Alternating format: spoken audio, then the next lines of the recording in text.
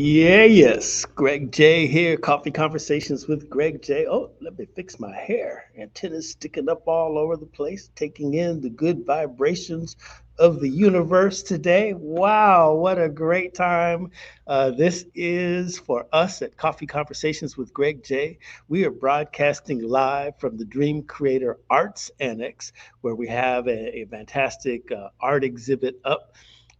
This is called Long Beach Rising Murals of the Movement, 255 East 4th Street. Just letting you know, change of scenery, right? The second thing I'd like to share with you today in Long Beach, California, where we originate, this is Long Beach Gives Day.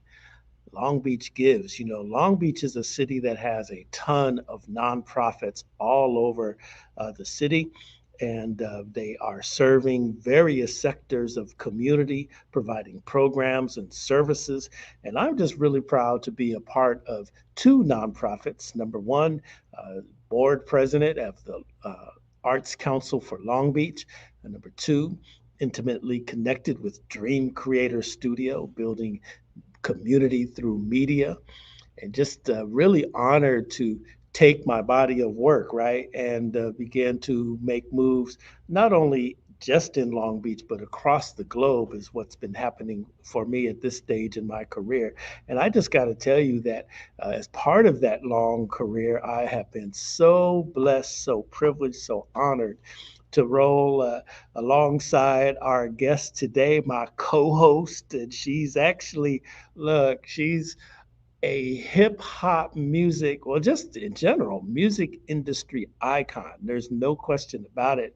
She probably has more platinum in her hallways than the Grammy Museum, even. You know, it's probably, you know how they say artists, they describe an artist, they say they've sold 75 million records. I bet you our guest here, our co-host, has sold a billion records. You know, we were able to cumulatively count, and I'm just so honored today that she's joining us.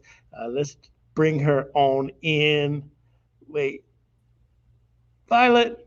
Violet Brown, ladies and gentlemen. She also is on the board of directors of the Arts Council for Long Beach, and today's Long Beach Gives. So we're about to talk about that for a minute before we bring our guest in. How are you doing this morning?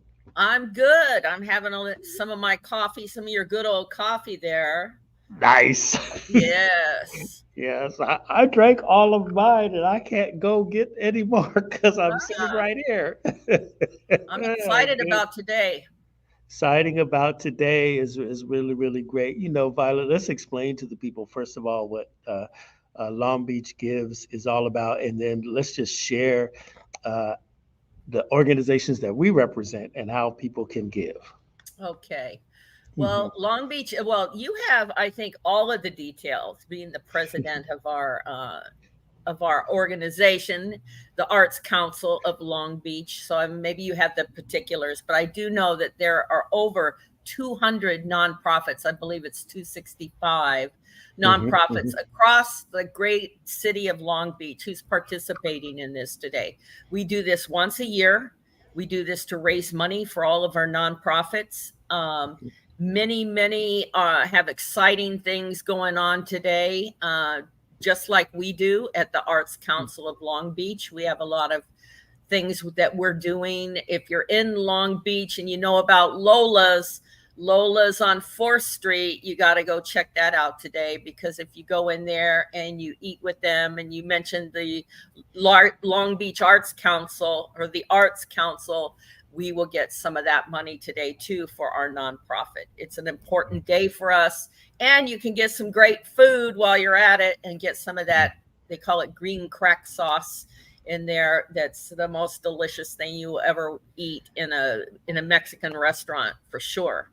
Um, anyway, so go check that out. And Greg, like I said, is the president of the Arts Council of Long Beach, and he may have some of the more broad details about the nonprofit. I know mostly about us. I know about the Arts Council of Long Beach. That's who I'm representing today. And I want to thank my people who have already been donors for me all week long, because we had some early giving that started on September the 14th, and a lot of you wonderful people have already donated. But today it's down to the wire, so I'm asking you again to hit my page, hit my link. It'll be in the comments here too on this show, and give. Yeah, yeah, yeah. Give. You know, it's interesting, Violet. I too am representing the Arts Council for Long Beach. But as I began to meditate on this whole thing, I'm part of so many nonprofits that I just want to amplify everybody. You know, you got the Arts Council for Long Beach, Dream Creator Studio, West Angeles Community Development Corporation, Living Legends Foundation, Black Hollywood Resource Center. I mean, come on now. You know, maybe this is not only appeal to support, right, the Arts Council for Long Beach, because it is deserving of your support. Dream Creator deserving of your support, but all of those ones that are all around the region, man, if you can gain an opportunity, go ahead and you know, bless us as we do this work out here for the community. This is real work out here, and you know, it costs, right, to do things to support the community and be about the people. We are all about the people. You But I know, want to thank say you. this.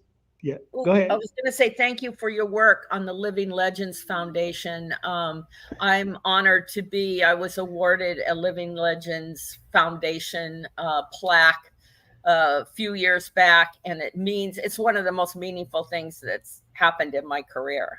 So thank you for Yeah, your you know, I wonderful. don't do much, you know, when we say quote unquote work for them, but I just wanted to amplify them because, you know, Pat Shields and everybody over there do an excellent job with that foundation. I think it's a noble cause. I really love their gala every year. It's like a big reunion. And then, you know, the whole thing about living legends.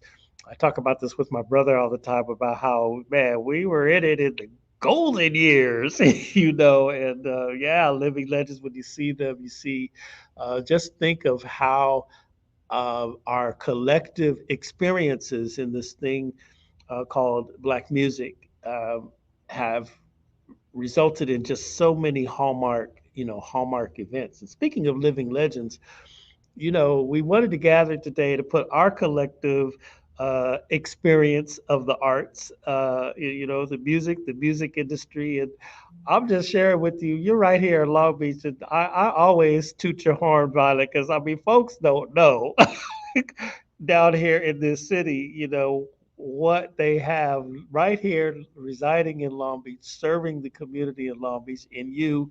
And you know, we've invited some friends along today to talk about this whole thing of hip hop.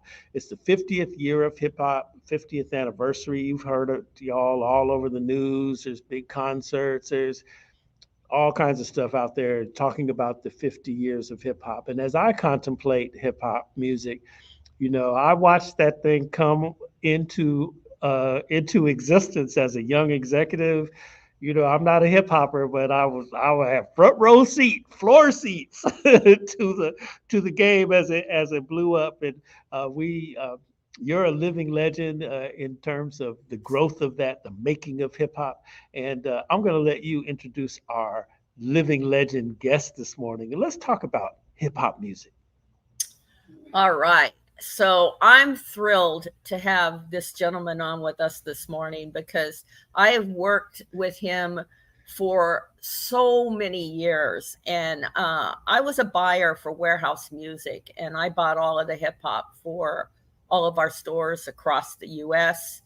And there was a guy in LA, and I was fortunate to be based in Los Angeles area, and I was fortunate to have a radio station in LA as K Day Radio, 1580 K Day. And I think that you guys, if you've been around for a while, you know about K Day. It was an FM station, an AM station. I'm so sorry, an AM station that became so big that everybody was listening to AM radio back then, because everyone wanted to hear K Day. K Day Mm-hmm. was the first radio station to come out and put the seal of approval on hip hop. And there was one guy there that really spearheaded the whole thing. And his name is Greg Mack, the Mack Attack Greg Mack. And I am so fortunate to have him in the studio today. Greg, good morning. Yes. What an introduction. How do I live up to that? I mean, Wow. that is awesome. Welcome. Good morning, Greg Mack. Here's the thing. A lot of people don't know that Greg Johnson and I, we used to work together at Stevie's station, KJLH. So I got to know Greg, been a fan of his ever since. So anytime Greg or Violet say, we want you to get on, I'm getting on. Somebody got canceled this morning. But thank you for all you're doing for the community now, Greg. I watch you. I'm watching you. I see you all the time. Yes, And thank you. it's just fantastic what you're doing. And Violet Brown, I can't praise her enough because this lady has done so much for not just hip hop, but for me personally. And there's a whole bunch of stories that I would love to share, but it'll take up the whole hour. So I'll just shut up. But I'm just happy to be with you guys this morning. Look, we got time. We're gonna be on. We're doing a streamathon, today. So hey, let's go, relax and share with us. Greg, man, is it 50 years for us on the West Coast? Well, no, it's about 40. Uh-huh. And the reason I say that is because when I started the rap format, which for those that don't know, I started the very first ever rap format in the world, not just West Coast, but they weren't even doing it on the East Coast. And that was in August of 1983, last week of July. I remember it specifically. But, that is where it's got its radio start. And when I was doing it, there were so many headwinds. There were so many people that were mad at me, politicians, parents, record labels. But it was something that we enjoyed. And so we played, a lot of radio stations say we're playing what you want to hear. We actually did, and so I was just so happy to be a part of that. And so people like, Violet, another young lady from Tommy Boy Records, Monica Lynch, these two ladies were so instrumental in what I was trying to build there. There would be no mix masters without these ladies.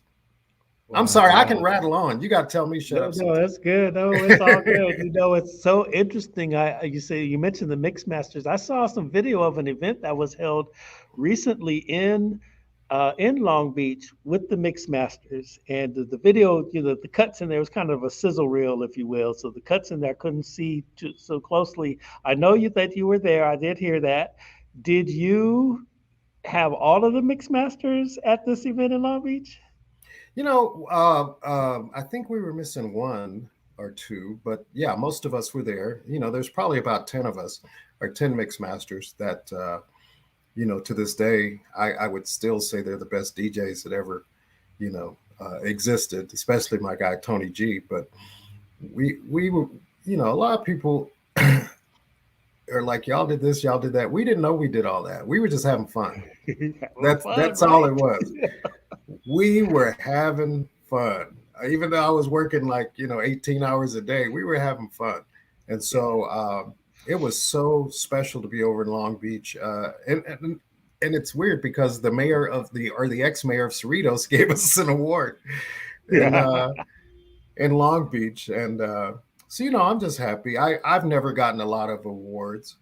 And so sometimes I think about it, and the other times I'm like, whatever, because I ruffled a lot of feathers by starting rap, and I assume that's what it is, and it's all good. But I still have good friends like Violet and you, Greg.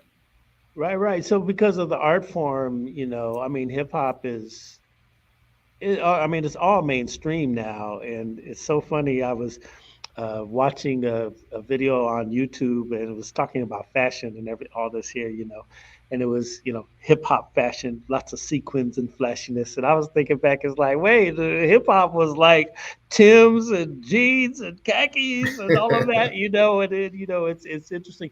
Back in the day when you were starting this, could you imagine hip hop being what it is today?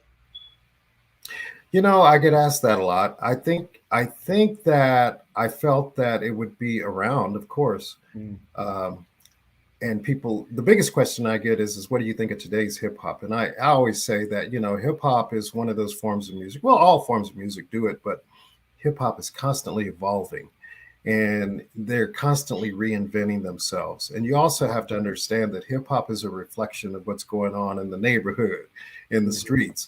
And so, however, they have to reflect that upon people, I'm fine with it. I'm not a big auto tune fan, to be honest with you, but I am a fan of these kids having another way out besides robbing or drug dealing. You know that they can take music that touches so many people and make it continue to make money. Mm. And so I don't I'm so proud of all of them. My favorite is Cardi B. I'm sorry, I love me some Cardi B, but I like Oh, yeah, exactly. I right. like I like what's going on. I'm glad to see that it's a multi-billion-dollar business. I had no idea when we were doing it. We weren't doing it for the money. We were having fun. Um, I probably should have did more on the business side because Mm. I'd probably be very wealthy. But at that time, you weren't thinking about money. You were thinking about, okay, we're gonna do this. We're gonna have fun. Blah blah blah blah. And so, that's kind of where we were at. And it's funny. I'm gonna tell you this quick story. I was telling my mom the other day. I said, the thing is yeah, people kind of know who I am. They really don't know who I am, and I said, but I'm going to be like the guy that invented, you always see these stories about, well, a black person invented this, a black person started that, and blah, blah, blah. And I said, so even if people don't recognize me now, one day when I'm gone, there'll be Greg Johnson on the thing saying, well, Greg Mack is the guy that did this, da da da da da. Or Violet, when she tells her story, it'll be the same thing. So I think it has to come from somebody else in order to Mm. have the true respect, and I'm fine with that. Mhm. I'm happy. I have a if I left this earth tomorrow, I would be fine because I've lived a Nice. full life. I still continue to have a full life, and I still just get excited when I see, watching some of these award shows when they're doing the 50th anniversary hip hop, and I see all these cats that I was the first DJ to ever play their record, and they're up there, Yeah, yeah, in front of millions of people. That's what I get excited about. yeah. Violet, biggest rap record you ever had? Oh,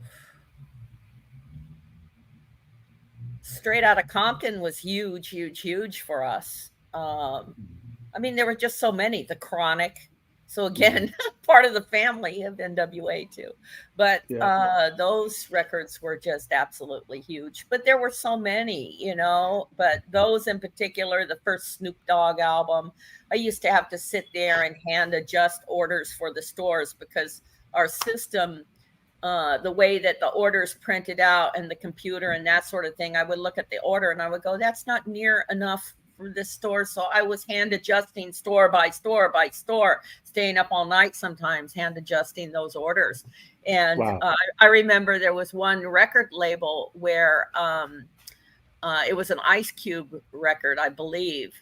Yeah, it was yeah, I believe it was the Ice Cube record. And also for the first Snoop Dogg record, I had given them an order and they said, Violet, they called me up. They said, Violet, can you possibly cut that order a little bit? Because we're really nervous.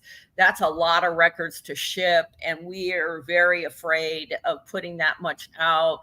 What if it doesn't sell? And I said, I'm not nervous about what it's going to sell. It's going to sell that. And I said, and guess what? I'm going to give you another order next week on top of this one. And they were like, no, no, please just do me a favor. Just cut it back a little bit. And I refused. And they actually called the owner of Warehouse and asked him to talk to me, the buyer, and have me to reduce that order. So he talked to me and I said, look, we need this. I said, I know in my heart of hearts that we need this. I said, I will, you know, I will bet you that we are going to need every single bit of this. And we did. And we placed another order the next week. And then that record label said, you know what, I'll never question your buy again, you know. But that happened on a few occasions. You know, I will say too that having Greg on here is important for me too, because, you know, a lot of records, there were records that broke on the East Coast with East Coast rappers, and we sold all of those records in my stores. But, you know, when things started to happen on the West Coast, people often didn't want to believe that there was another area besides New York and the East Coast that was going to sell records and sell records in a strong way. And with Greg being on board with these records, of course, you know, we were able to break these records and sell them like crazy, you know, and people were starting to buzz all over the nation about K-Day here, you know, on the West Coast, and other people would follow his lead. Eventually, at first, they wanted to cancel Greg Mack. They didn't want him doing this, you know. A lot of these people from record labels that were starting to put out little rap records, they didn't even believe in what they had. Some of the old guys that were in charge at the labels, it was the younger A&R cats, the guys that brought the stuff in that believed in it. But the older guys, they didn't believe in it. It wasn't R&B. It wasn't a singer. It was something new and different. And, you know, talking about things going on in the streets, they didn't want to hear about it. So many of those people tried to cancel Greg. They tried to say that I wasn't a good buyer because I was bringing this product into the stores. And these same people that tried to cancel Greg and cancel rap, and they talked all this crap about rap, those same people finally got on board. And then they were all about it, like they were there from the beginning, like they supported it from the beginning. They loved it all along. And I can tell you they did not, you know. Definitely. And those same people tried to put us down and tried to cancel us back in the day. So the cancel culture, this ain't new right. To Greg and to myself. Right. You know, this actually happened back in the day, all because of rap music. You know, I admire K-Day, man, as a radio. I remember y'all had AM stereo. Man, it's like that's new technology. You know, not only you're leading. That was a bust. Huh? That was a bust. It was a bust. That was the question. Did it work? They came out with this new technology, AM stereo. And so we had this big event. We were going to let people hear it, be the first to hear AM stereo. And all it sounded like was 2 AM radios side by side. You know? That was a bust, man. That was a bust. But it was still fun, though. It was cool, though. Yeah, it was a nice thing. Yeah. I used to have a lot of people that would drop by my office, artists. They would come up on their own without a record label. Some of them didn't have a record label. They would have records in the trunk of their car and wanted me to buy it. And there was sometimes a whole line of people in the lobby waiting to get in to see me and tell me about their records. And the first time I went up to K-Day was the only time that I saw something that was just like my office right there, because as I walked up into K-Day, first of all, there was all these cars outside in the parking lot, and they looked like lowriders and all these cars and people just standing out there talking. And then I tried to get in the door, and there's so many people in the lobby, I can't get through. And these people were waiting to see Greg. And, you know, so many of them, he would put them on and let them do live music on the air. I remember the first time I ever heard Young MC, he put him on, he was live on the radio rapping, you know, like he didn't have a record out. And Greg put him on, and I was like, oh my God, listen to this guy, you know. But that used to happen all the time. Everybody was trying to get their foot in the door with Greg and also with myself, because we were the ones that were kind of spearheading a lot. Yeah, that's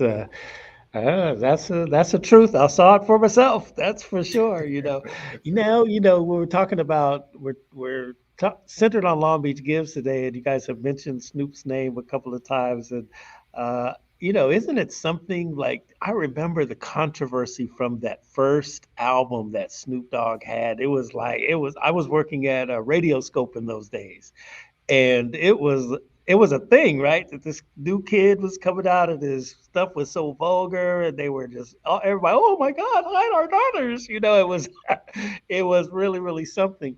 Now when you contrast that position back in those days to now he's a mainstream pop culture icon. Like, what do you think about that and how does that happen?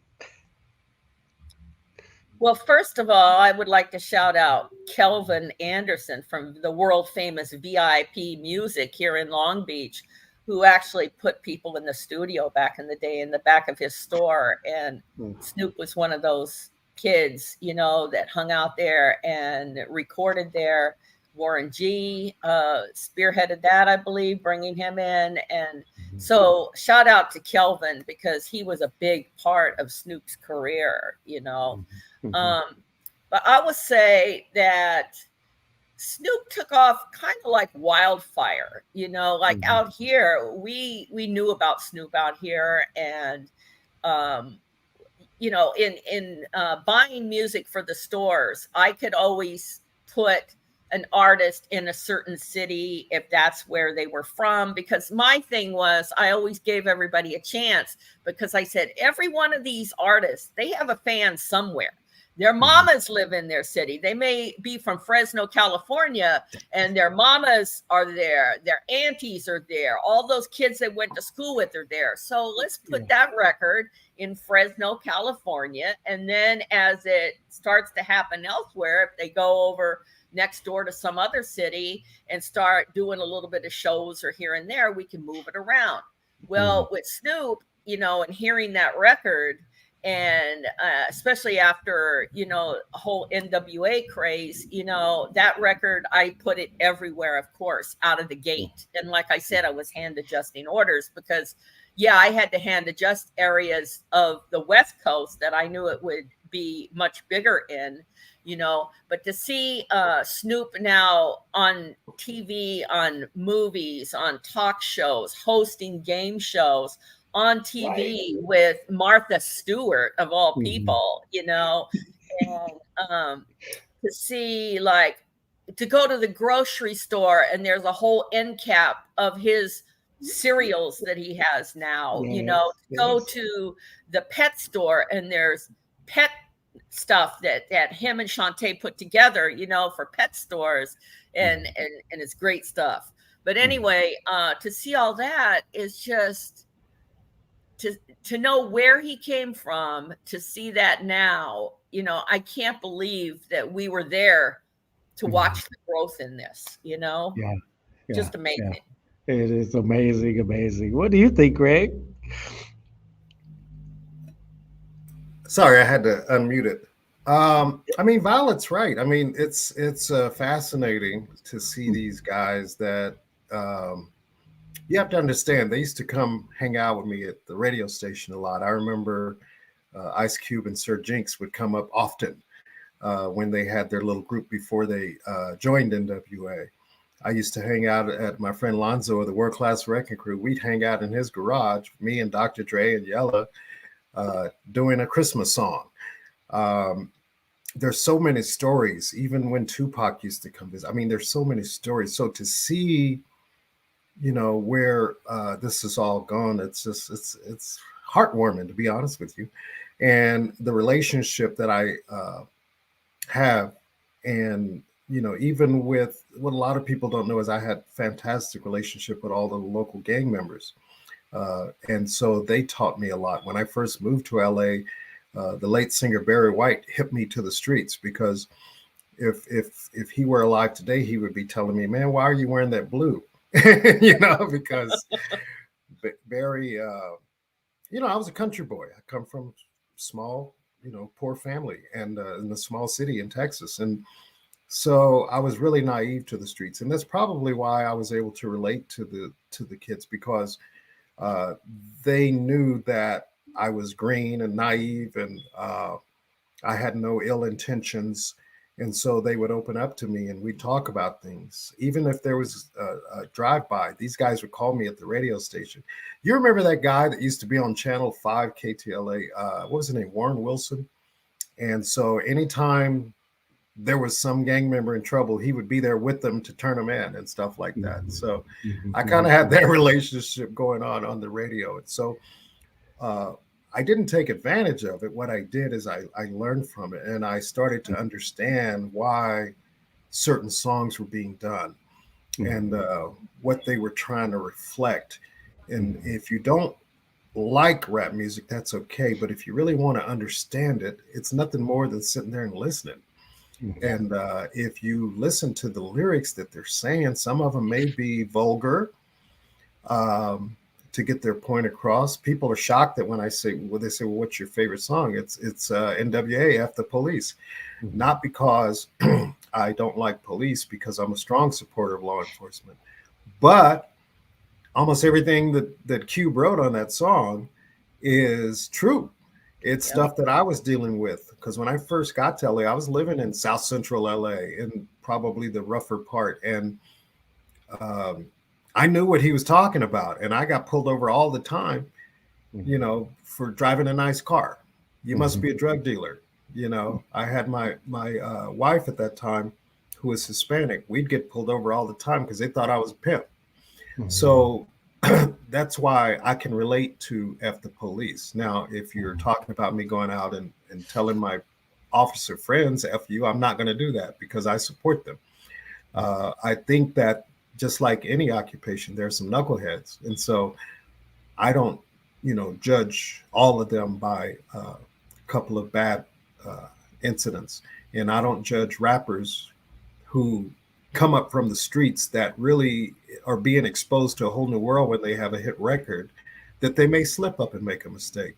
And it's okay, you know, to make a mistake. So anyway, I'm just rambling on, but I can say this, with what Violet did, by allowing them, because no major record store would carry their music. And that's so important. You could have a hit record, but if can't nobody buy it, they didn't have downloading back then. You couldn't download to the brick phone, you know? And so the only way that they could get it is either through Violet, or what they were doing before Violet is a swap meet. Swap meet, yes. You know, and I'm glad she mentioned Kelvin. He was a huge part of with VIP Records. And so they were very limited because so many people look down upon them and us and me. And, you know, a lot of them are sitting back right now and they're like, how did these people become billionaires? How did these people become superstars? And I think Violet described it best when you were talking about Snoop, who I'm so proud of. So I'm just happy that all these guys are doing so well. I really am. You know, a lot of people didn't know either, but I had to do a lot of my buying based on the gang activity too, because I would, from knowing the streets and knowing more about it, I was able to place some of the artists that were leaning more blue or red to those particular cities and states. You know, when they would be released, I would go, okay, they're going to really support these guys over in St. Louis, Missouri, and in Kansas City, and that sort of thing. And that's where I'm going to put it. So a lot of that was based on that as well, that type of buying, which a lot of the other buyers did not understand that portion of it. But it was a big deal to know what was going on back then. You had to know your customers, you know. And you knew when a battle record came out that you better be ready to buy that Answer record, right? That's right. The average person wouldn't know that. And a lot of those battle records, I was in the studio when they were made, and the groups that were battling would be in there and say, okay, I'm gonna talk about your mama, you talk about my. I mean, it was planned because they knew it would sell. Yeah. Sure. That's so interesting right there. You know, let's kind of contemplate like hip hop or rap music as what they call fine art. Okay. And what I'm alluding to is I've been having this conversation briefly with the president of the Long Beach Symphony. and about, kind of mashups of contemporary popular music with symphonic compositions. And one of the examples that I have shared is when Nas did his what's the anthem to New York that he had? Classic. Help me out. Um, anyway, he did the album with the Kennedy Center Symphony, and it was Yes. fantastic. You can see it on YouTube and PBS and all that. It's fantastic. What do you Understand all he wasn't the first one. Sir Mix-a-Lot did the first one, but go ahead. correct? Yeah, Yeah. yeah, that's correct. So what do you think of these types of mashups, these intersections of rap music as an art form colliding with, symphonic compositions? And then talk about I a little would go bit to the like that about what Sir Mix-a-Lot. Tell the people, educate us. I would go to the symphony a lot more. I'm gonna tell you that right now. I would love to go in there and see him doing Straight Outta Compton. Uh, I think it's fabulous because what it's telling me is that people are starting to understand the culture and starting to, uh, adjust, is what I would say. But I like the symphony, but I'll be honest with you, it can get boring. And I don't really know a lot of the arrangements. But if I were to go see Nas or I love looking at that Sir Mix-a-Lot video. That's just unreal. But when I see that kind of stuff, I would go to that. I would. Would you, Violet? I sure would. And I want to add something here too. If we've had hip hop around for 50 years, and many of us were teenagers or young adults when hip hop started, that means now we're older. We're Yeah, old, yeah. Right? Yeah, yeah, So, yeah. to the people that sit in those symphonies playing those instruments now, they were also, if they've been alive for the past 50 years, they listen to other things besides the type of music they're doing. They've listened to hip hop. They love hip hop in most cases. That's how come we see newscasters on the news now reciting lyrics from songs just to be hip on their broadcast on TV, because that's their life. They've lived hip hop. So many of those people sitting in the symphony, they've lived it. And so the people that are going to sit in those seats and watch them have lived it too. So it makes all the sense in the world that they are doing symphonic versions of albums and artist catalog and things like that. I would go to the symphony if I heard more of that, just like Greg. We'd sit Hip there hop, together, Greg. hip hop transcends. Hip hop can fit with any type of music. If you look at what Run DMC did with Aerosmith, in my opinion, revived their career when they collabed on Walk This Way. If you look at what Lil Nas X did with country, you can kind of transcend hip hop into all types of music. And I'll tell you this: I think that when hip hop was booming with the old school sound, I think it helped rock music a lot because a lot of the alternative music was based on hip hop beats, and so it transcends. Yeah. And a lot of country artists now, they've got rappers in the middle of their songs, and there's country rappers now too. In every genre, there's rappers or hip hop based music in those other genres. And it's a big deal now, for country artists to come out and do a collab with somebody like Flo Rida or something like that. Now, that's a big deal. I'm not trying to be rude, but I'm sitting here trying to get our links in here, Violet, for the Long Beach Gives, and I've been teasing folks because you've got a lot of friends that that have answered your call to support the Arts Council for Long Beach, and the other day you were like, I'm gonna call so and so, very well known artist, and I was sitting there looking at you going, well, dang, I can't. I had to call his people, but you have so many direct relationships. Uh, you know, Talk to the people about the importance of relationships, because the thing we're talking about, the reason it's relevant is because I saw some post about Long Beach Gives where the the people who are receiving invitations to give were, a little distressed because they were saying, well, look, you don't call me anytime except for when you need something, then isn't this about relationships? And I thought that was a really excellent point. And, all of us we probably still wouldn't be standing where we are today if we didn't have long term, good, strong relationships based on our experiences. Talk about your relationships you've had out there and how you've been able to maintain them for so long. You want to start, Greg, or? No, you go ahead. Okay. Well, I can say that I have a lot of relationships from my days at Warehouse Music, and even connected to record labels after that. After that, I was able to work as an A&R consultant. That means signing new groups and finding new talent for record labels. And I did some things with Priority Records. I was with Interscope, Hollywood Records, and that sort of thing. But I think that I built a lot of relationships back then because I was always straightforward with people, honest with them. I wouldn't, as we say, blow smoke up their behind, by telling them they're great if they weren't. I was always realistic with them about their records. And I think that people appreciated that. And, a lot of the relationships I built back then, I still have those relationships today with a lot of artists, with a lot of people at record labels and that sort of thing, because I was a person that they could rely on to tell them the truth about things. So, I'm happy that I still have these relationships with people.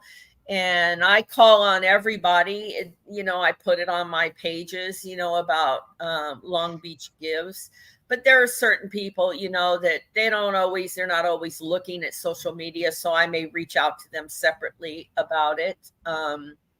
But the relationships in the business are everything, like if people that have faded away from this business, like they left their companies or whatever, and they're gone and you don't see them anymore. They had no relationships, for some reason or another, they just didn't click with people. And I think that both Greg and I have long lasting relationships with some of these people. Now there's a whole lot of people we've also helped that, they probably wouldn't be there if we need them, but we know the ones that will be there for us and for life. That's right. I think with a lot of these guys, I don't know. I first of all, I'll say again, I'm very happy for them. I don't, because people always say, well, did they come back and help you and blah blah blah blah blah. I felt like they did when they were doing what they were doing. I've always felt like if they had not been successful, nobody would be checking for me or Violet, because if the records hadn't sold and they hadn't became a big success, Violet and I would probably be, working with Greg over there and, helping the community, because we'd be doing something. And so I don't, as far as relationships and stuff, I've been friends with the best. It's usually, and Violet, I'm sure you will attest to this, it's usually because everybody that you are friends with are running here and there. But when you see each other, it's all love. And so from, Russell Simmons, Leora Cohen, the people that we worked together to do the live broadcast that we were doing, from Violet and Monica to work together to allow me to be able to expose the mix masters. And so I could go down a list, and I did once, because I've been trying to get my darn film financed so that I can get Violet to help me. But I did a list, and I said, let me see how many people that I really helped launch. And it was 60 something artists. Yeah. And I said, and I would say half of them are, way up there in the millions, worth that. And so, I'm just proud. I'm proud of Dr. Dre. I'm proud of Ice Cube. It's always fun when Ice Cube and I still see each other. Out of all the rappers, I think it's important to note, out of all the rappers that I've known over the years, the one that I miss the most is Eazy-E. Yeah. Eazy-E was not what you thought. He was very kind, uh, very generous. A lot of people don't know that he used to take busloads of kids to amusement parks and just spend the day with them. And he didn't want it publicized. He just wanted to help the kids and show them a part of life that they had never experienced. Easy had there wasn't too many groups Easy would say no to if they wanted a deal. He'd give them a deal just to put some money in their pockets, and it wasn't necessarily that he thought they would be a big hit. And he was just not, he had to have that image. Yes. And even I was questioning him going to the Republican dinner. Remember that? But I thought about it. I says, oh man, and Easy made a lot of sense. Hey, that $1,500, I got millions of dollars worth of press. Yeah. Right. So, I mean, the list is long about all the people that I've really appreciated working with, and I'm not done yet. I'm not afraid to tell you I'm 64, but I'm not done yet. I'm gonna keep going until I can finally get the story out, because what scares me most about hip hop is all of the what I call his stories, and I wanted to make sure that the stories get told correct. When I see interviews, sometimes I cringe. It's like, that's not what happened. Yeah. My son was doing a class on Tupac, and so he called me about a particular event. And I said, oh, son, you're going to get an A. Let me tell you what happened. And I told him what happened. And he called me and told me he got an F because the teacher said that that's not what was in the book.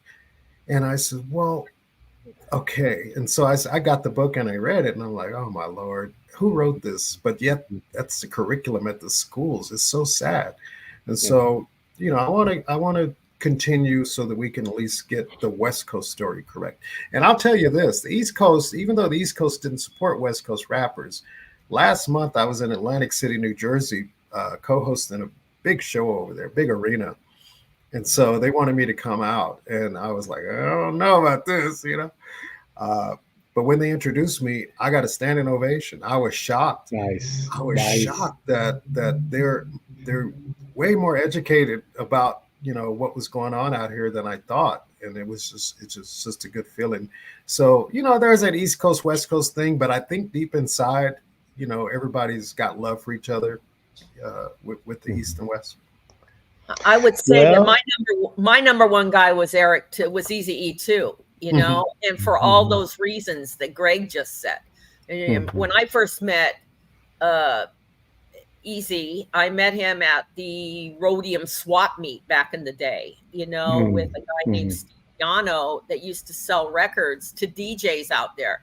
All the DJs would go to Steve to buy their records on a Saturday morning because they were going to rock those records in the club on Saturday night, on the upcoming Saturday, Sunday, and the whole week, So we would go out there for all the 12-inch music that Steve Yano was pulling in.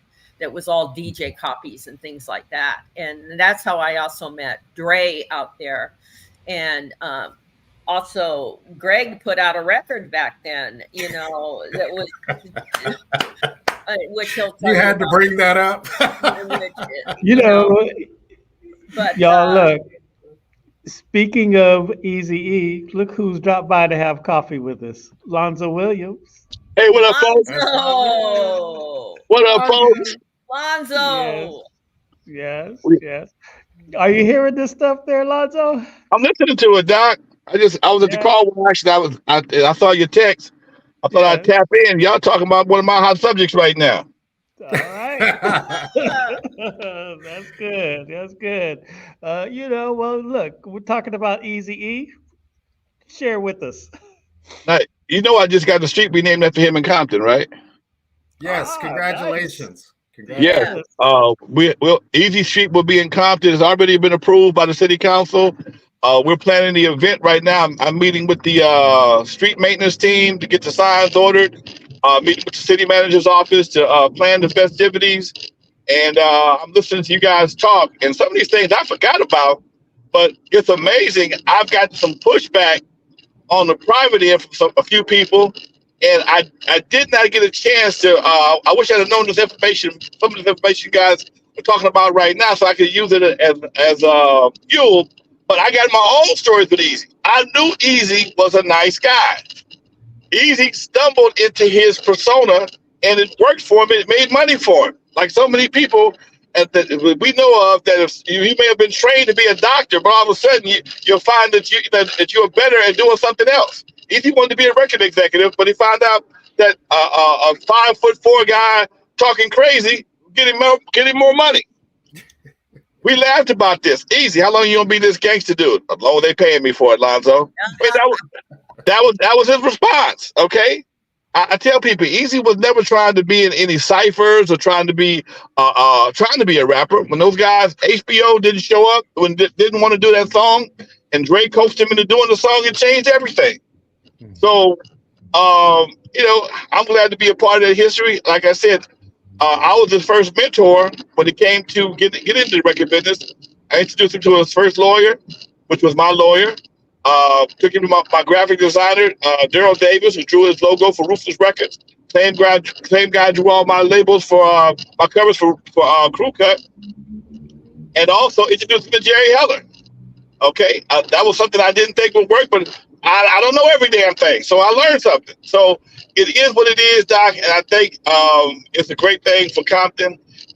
Like I said, but I've had a little pushback, and some of these extra things that I'm learning today from Bonded and Greg are always good for a good debate. I certainly want to be there when they put the sign up and get up and say a few words. Oh, definitely, Doc. Let me know, Lonzo.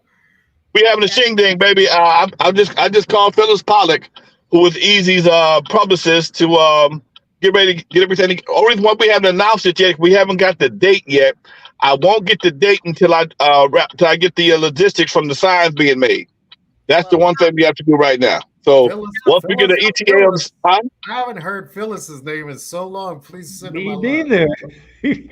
Yeah, Phyllis is probably so happy right now. Oh yeah. Absolutely, she's been so I'm waiting to hear from now. Also, we're going to be doing we're probably do it in February and November. November is Hip Hop Appreciation Month. We got a location pretty much set in. It's going to be in the parking lot of the casino, which is right off of Easy Street, and we just have to secure a date. My tentative date right now is the Wednesday before Thanksgiving. Awesome. Okay, so that's the tentative date. I can't lock it in just yet, but for holiday reasons, I don't want to get caught up in the holiday or whatever. But I want to kick off the holiday with something cool for the city. Yeah, sure. And, back in the day, people were lucky enough to run into these guys in the streets. There was a time where we were very involved with Easy, because we often would kind of watch his kids for him while he would be doing things. He would drop them off with us. My boys would watch the kids, that sort of thing. And there was a birthday party that we were invited to for his youngest son, for Derek's very first birthday. And it was at Chuck E. Cheese in Lakewood, and all NWA to Chuck E. Cheese in Lakewood. Can you imagine walking into a Chuck E. Cheese and NWA's in there, and Jerry Heller was there, and probably Lonzo was there too. There was so many people there that went. I went at that one right there. Yeah. I got a Chuck E. Cheese phobia. I've been to Chuck E. Cheese so much, I'm scared of Chuck E. Cheese now. It's the kid casino. Easy. I would tell people, Easy was the only guy that was a gangster rapper that always had his kids in tow. Easy kept his kids around him. And Lil E was at my house in car seats back in the days. Know a guy like that. You know this guy before. I knew him before he became Easy E. I knew Eric Wright. So it makes a big difference for how I feel about the person. And like I said before, I'm glad to hear you guys able to share these stories and update my Easy E database. Yeah, Eric would be Easy would be laughing at me right now, because you notice I call him Eric because I was introduced to him as Eric, so it was always so hard for me to switch from you call a guy one name for so long and then all of a sudden you're calling him something else. So out of respect, I would say easy, but on all of the things that he ever signed for me or gave me cards, he would always sign Eric really big on it because that's what I called him, you know? Wow. I never knew Wow, that. this is fantastic, fantastic, man. Hall of Famers. I want to share with all three of you all. Like, I often just self-reflect. Like, I'm very much in the moment, right? And sometimes I'm like, man, this moment to be on this live stream podcast with the three of you all, like super, super, super legends.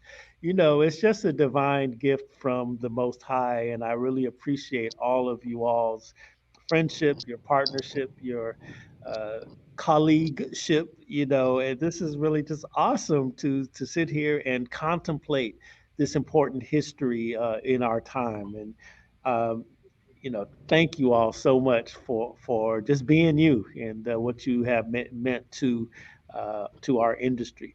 Greg, I want to ask you one question though. I'm curious about the mix masters. Now, was DJ Curtis Harmon there? DJ Curtis Harmon was not a mix master per Okay, he se. wasn't. Okay. He did mix for the station after I left there, and Okay. I think that a lot of people confused, that he was a mix master, but Okay. I mean, he's an honorary mix master, Yeah, because yeah, I yeah. absolutely love Curtis. He was Yeah. working with me at Warehouse during that time too. He's a good guy. Okay. Yes, yes. Love Good Curtis. guy. That's my people's right there. Yes, yes. hmm Back and forth to Japan, and now what is it? Muhammad Absalam. I'm sorry, brother Muhammad. Muhammad Absalam, I think is now his Islam name, but very, That's why I very didn't say good it, because brother. I can't pronounce it either. But he's gonna be That's my like brother the regardless, That's right. that's like That's the real talk. Yes, yes, yes. Yeah, yeah, that's yeah. like the You easy will, E. you I will. can't stop calling him Curtis Harmon. So, Right, but right, exactly. I want to respect him. I can't say the last part of the name, but to me, he's always Curtis Harmon. But I definitely love him either way, Muhammad or whatever. Yeah, that's right. But to Real but to talk. give you a little piece of information, first of all, it was Kid Frost that introduced me to my first mix master. Okay. Lonzo helped me get Dre and Yeller to do some mixes, but they after they left is when I formed the Mix Masters, and that was Kid Frost that helped us. And also understand that hopefully within the next 2 or 3 months here, the LA Times is going to be saluting 1580 K-Day and the Mix Masters at a special event that we're putting together. And so all of the Mix Masters, Traysky is no longer with us, but all of the Mix Masters that are still on Earth, I'm going to anticipate will be there, and hopefully a lot of local groups like Lonzo and Wrecking Crew and some of the other local guys will come out and be a part of it. So the LA Times, I'm just shocked at how great they've been as far as making sure that the real stories get out in hip hop. They're very, very good at that. And so I have a hats off to them and Spectrum News. So be looking forward to that. Okay, looking forward. I'm going to be hitting you up, Lonzo. You guys don't Yeah, sleep yeah. on Spectrum. Don't sleep on Spectrum because they got the real stories. Yes. Yes, they do. This is You what know, I I see. watch that Yes. all the time, you know? Mhm, mhm. Before we change channels here, we're going to be on live streaming and all day long. We, raising funds for Long Beach Gives. You guys see our links in the chat. Thank you so much for that. Supporting nonprofits. Going to hear from other nonprofits and arts folks, that are directly connected to the Arts Council for Long Beach for sure, all day today. But I want to reflect with y'all to contemplate with me. I had. Y'all remember Muffler from the one half of the LA Posse? Dwayne. Yeah. So I had Dwayne on the other day, and I was asking him, man, reflect on hip hop in Long Beach, and he went there with the Long Beach Arena, the Fresh Fest, and we were talking about that. Do you all remember the Fresh Fest in Long Beach? And contemplate on that a little bit with us. I didn't go. I heard about it. I did not go. I think I was running the Eve After Dark at the time, and I just didn't feel comfortable. I have a sixth sense about things like that. Sometimes I know I just keep my butt at home. And I heard about what happened. It wasn't a surprise, but I know it would be that big. Yeah, yeah. Giant. That's a It's a, big deal, right? It was a big deal.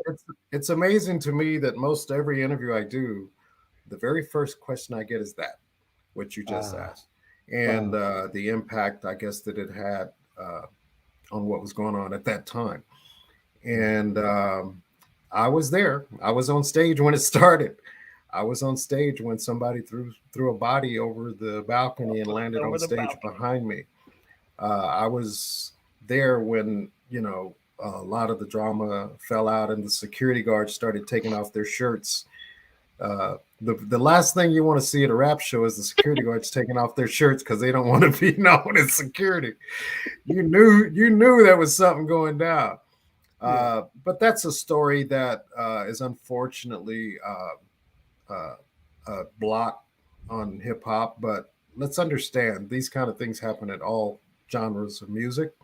Yeah. And sometimes S happens, and that was one of those. I'm going to get more detailed about it when I do some future things because I was right there, and it was a scary thing. But you have to understand, and I'm sure Alonzo can attest to this, that we've been to a lot of scary things, probably just as bad. I don't know how many times I've heard bullets swoosh by my ear. Oh, yeah. And Man, that's it's a just bad a part feeling. of That's Yeah. a It's not bad feeling.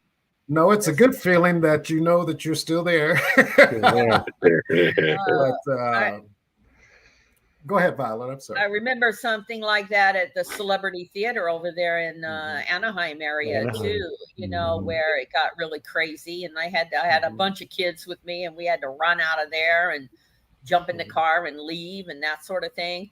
But you mentioned Kid Frost earlier, and when Kid Frost put his first record out, I wanted to do a lot with that record, so I wanted to do a show with him in the Lenox area of all things, in a park, a free concert to push him out there. So I got with Community Youth Gang Services, Marianne Diaz, and we put together a concert that was going to be free. And the city said that we couldn't do this thing, that it would be a big mess, there would be a riot and all this stuff. And I don't know how we talked them in to allowing us to do this. But the day that we did that concert, that park was full of gang members, red, blue, everybody together, standing beside each other. No fights broke out there. He did his big hit song, La Raza, right in front. Everybody was singing along, dancing, all of that. Quick walking, some people, things like that. And there was not one bit of problem during that concert, and we didn't even have a lot of security for that. Not like we probably should have, but we were just lucky. Nothing broke out. And then after that, I could do a lot of big in-stores with gigantic artists, and the block party that I used to do in the back of the store, where people would perform on stage for free for the whole city to come out, and all of that happened because things started to really cool down. But Kid Frost was a big part of that for me. I'm thinking about that. I'm visualizing. I might have been at one of I know I've been to your block parties there, Violet. And I'm just thinking about Kid Frost and the essence of, culture. As we get out of here to change lanes, we have some people in the waiting room we're going to bring in. Matter of fact, I'm going to bring him in here now because he's from a couple generations behind us, and he's blessed to hear all of this knowledge here. You guys, up and coming arts advocate. There's Ryan from Play Nice LB. Ryan, how are you this morning? Yo, what's going on, everybody? I'm doing well. How are y'all? Yeah. Hey, Ryan. Look, you're sitting at the feet of the elders right here, youngin. Soaking up game. Good. Ryan's got that radio voice. Yes, he does. So guys, just if you could just talk about like the impact. When I think of hip hop from a West Coast perspective, car culture is really big to me. It's like car culture is the thing, you know what I mean? And I was watching a documentary, and Dr. Dre was talking about his approach to producing records and how after they create the composition, they go out to the truck, and listen to see how it's going to play across across the speakers of the car. Car culture is really an essential aspect of hip hop culture, particularly from a West Coast perspective. Can you reflect a little bit on that with me? Oh, anybody? Anybody? Oh, I can attest to Okay, what Dre you're said, muted, man, sir. Go because ahead. at that time, when they would do that, my neighbor would call the cops every time because they would turn it up as loud as they possibly could. This one speaker, they just put the boom boxes, started putting boom boxes in cars, the big 12-inch woofers or whatever, and that was a testing point to see how this thing was going to play. In fact, when me and Unknown decided to break Compton's Most Wanted, we walked the streets of Compton and gave the EP to people in car clubs, or big PA systems, because those were like street radio systems. People would, they put them in the car. What was that? Because at that time, even then, rap was still fairly new. So anything that came out kind of banging, people gravitated towards. So yeah, it's a big part of that, man. Your sound system, most sound systems in a car are bigger than the car systems in people's houses. I've seen guys with systems in cars that were bigger than the car systems I had in my club. I Yep. usually run about 6 speakers in my club. These guys have 35, 40 speakers with multiple amps. They have more wattage than K-Day. 100,000 watts. They have more wattage than K-Day. Multiple batteries. So yeah, car culture is a major part of the hip hop culture, especially on the West Coast, because all we do is drive anyway. What I used to say, there's nothing better than listening to the music in the car. I mean, I used to, the demos would come in, artists would come in and drop their demo with me, or record labels would come in and drop the music. And I would always, I could listen to it in my office, but if it made it to the car, that was a big deal. And I would take stacks every day to the car because I wanted to hear it in there as loud as I could rock it. And if it sounded good in the car, I knew that is going to sound really good to everybody else too. So that was like my little listening room was in the car more than anything. And a lot of times the labels or the artists would say, well, let me see if my record will make it to the car. They used to kid me about that because I would tell them, if it makes it to the car, that's a big deal. Nice. What about you, Greg? What do you think? Car culture? Yeah. Well, I mean, I can't go any further than Lonzo and Violet. What I did want to say though is because I do have to get off because I've got another Zoom standing by. But what you're doing, Greg, is so important, and I want you to keep on doing it. Anytime that you need me on, you just hit me up. And to be on with Violet and Lonzo at the same time, that's like, I'm over here just in awe. And I do want to say that you guys can still hear me on the radio in Los Angeles on 94.7 The Wave. You can hear me on 30 different radio stations across the country, 3 of them overseas in the UK, the Virgin Islands, and Jamaica. And, there's a lot of things that are still in the works. So I'm just excited to still be doing what I enjoy. And I thank all of you for supporting me over the years. And the one thing Violet brought up, I did want to touch upon that, and that is that the people that grew up listening to us and enjoying what we had going on during those years, I am shocked sometimes when I meet executives of companies that grew up with that. And so that was a very good point, Violet. And so, just thank you for having me, Greg.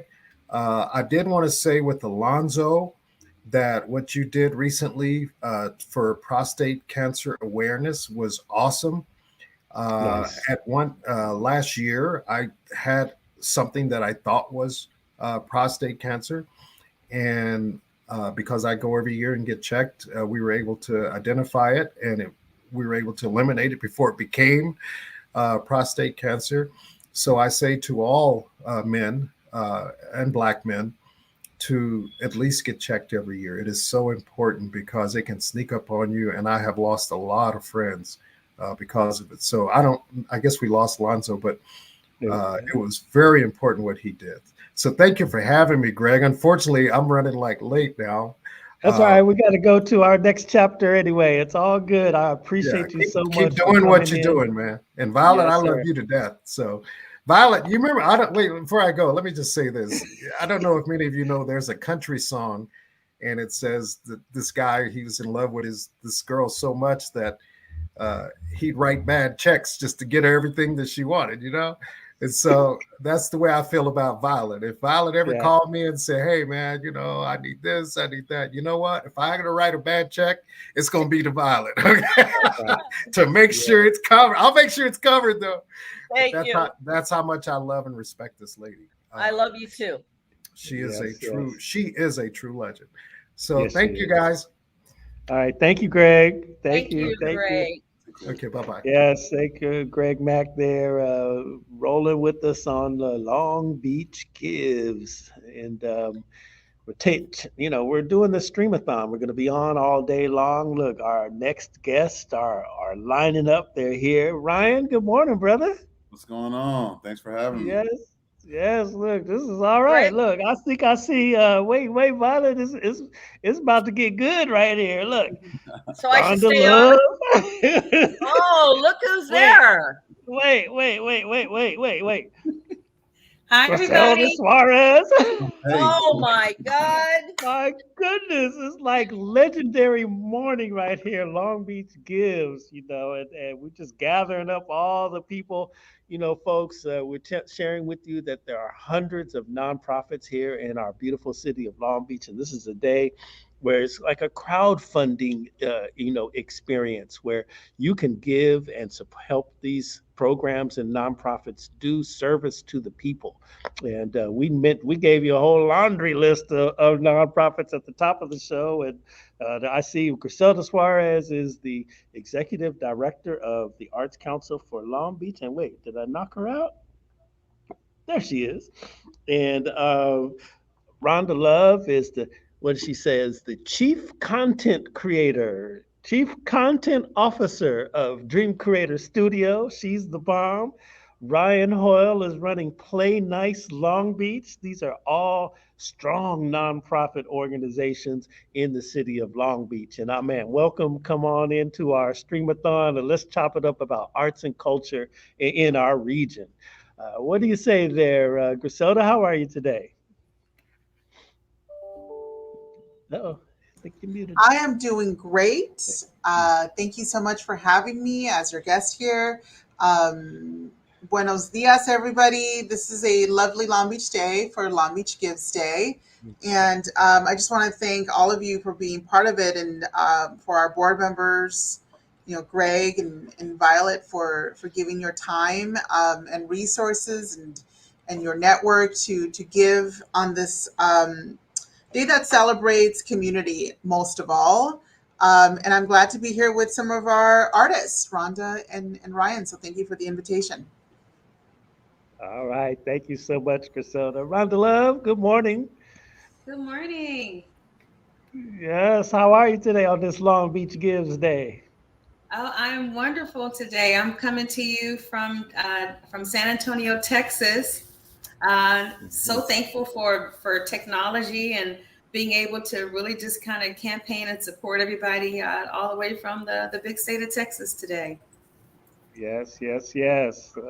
Thank you so much. Let's see. Ryan, you came on a little early. You were there with legends, my brother. Like for real. What's your thoughts this morning? yeah, I'm honored just to be, continually involved in the efforts of the Arts Council and pulled into these rooms with legends and movers and shakers in arts and culture, and just looking forward to sharing perspectives this morning. Let me just ask the group here, and Violet. Now that we drafted you on this Arts Council for Long Beach, and you now have a really a wide view of arts and culture in the city. What's as a veteran, what's what's your vibe? What are you thinking? What do how do you like it? Well, when I moved to Long Beach, which is maybe 14, 15 years ago, I believe, I saw so much art and music in this city, and I would always see the Arts Council, in certain places around the city. And each year it got bigger and bigger and more, I would see the Arts Council more and more. And I think it was after Griselda came on board, then it really started to pop. And I was seeing this Arts Council everywhere. And I was like, oh my gosh, and I had a good friend who was on the Arts Council, who was on the board, Jocelyn Pryor, who I've worked with in music for a number of years. Her and I were joined at the Hip in Music. And she asked me if I wanted to be a part of the Arts Council. So it was a no-brainer, like I saw what they were doing around the city and I just had to be a part of this, I'm really thrilled to be a part of it. I'm thrilled to have this day happen. It happened last year, but I was kind of new to the council, so I was kind of getting my feet wet with it. But this year I'm truly in there, and I'm doing this day, and it's so exciting to see so many nonprofits around the city come together for this.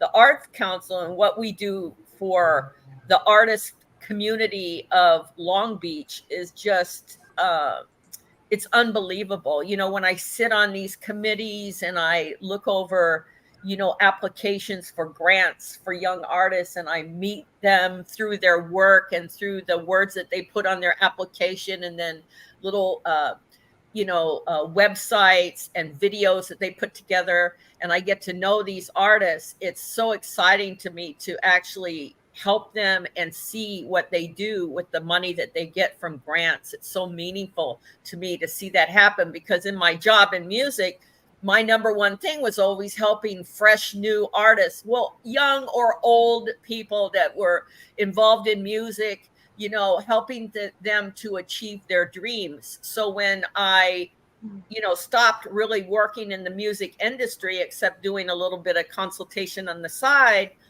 this was the next step for me to continue on to help these artists. And that's what I feel like I'm doing with the Arts Council. And Griselda has put together like an amazing, she's just amazing. So really happy about today. Very excited. I've been up nearly all night thinking about what I'm going to do today, so. Yes. Yeah.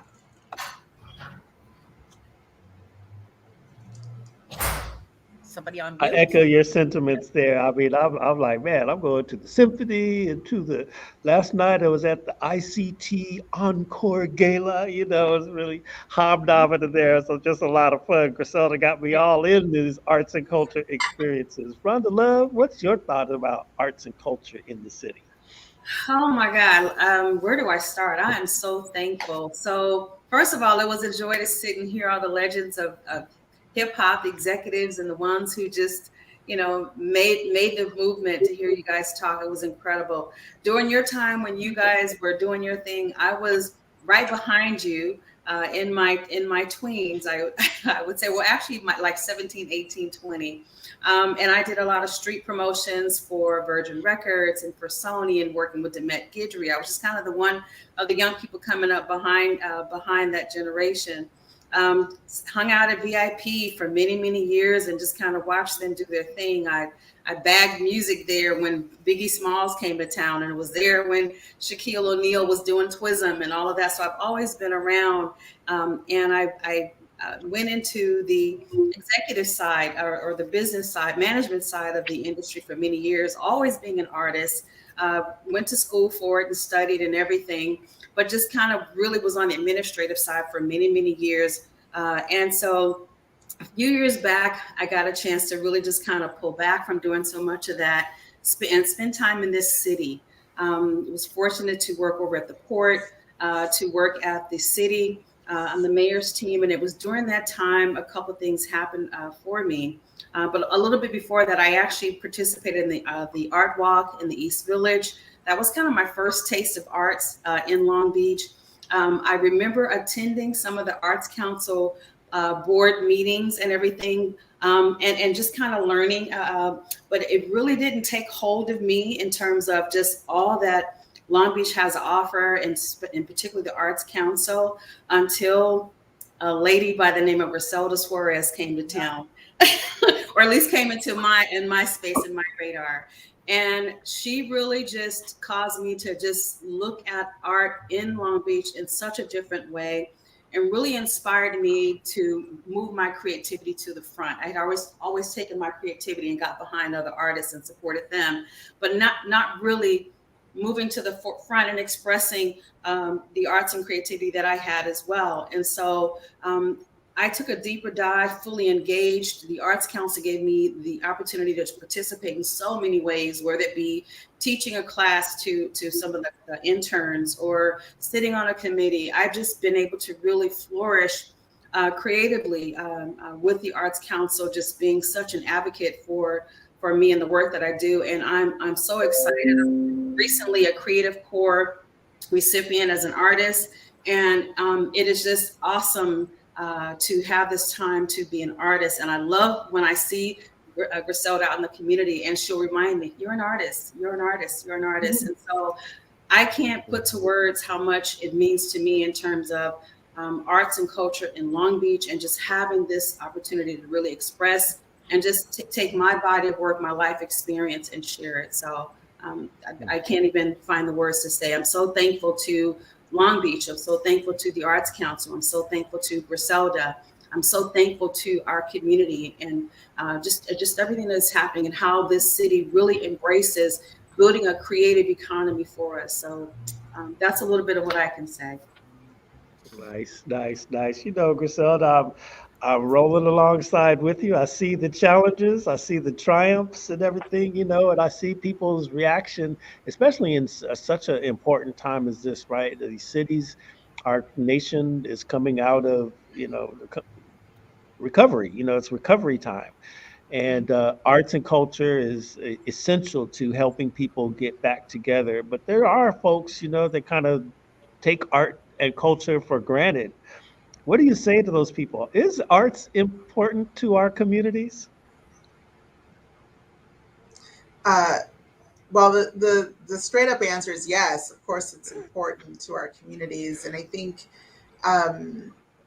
oftentimes when people ask me why I'm in this field or how did I get here, I think back to what impacted my life as a young person. I grew up in East Los Angeles. I was born and raised in East LA, and I got to know the city through the arts. That is how my family preferred to move about in the world. My dad was also a creative person. He was a singer, and you know, he liked going to performances and concerts, and he bought me my first records. As we're talking about records, right? We would go shopping on Sundays in downtown LA on Broadway to the Mexican Spanish record shops, and he bought me my first record, and we fought over the turntable, right? I was a little girl fighting with over the turntable.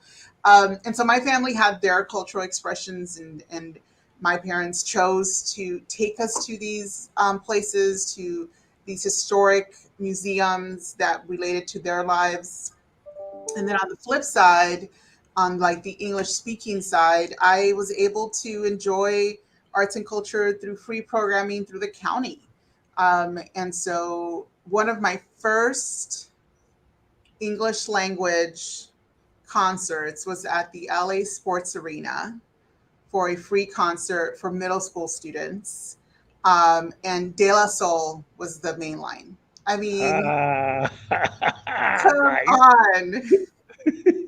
Right? Nice. Yes. And I was like, I can't believe this. I was just so happy. And you know, because of LA County services for East LA and for a lot of the poor neighborhoods like mine that I grew up in, you know, we went to the ballet at the Dorothy Chandler, or musicals at the Amundsen, and independent movies in Hollywood. Like it was through arts and culture that really formed, you know, how I see the world.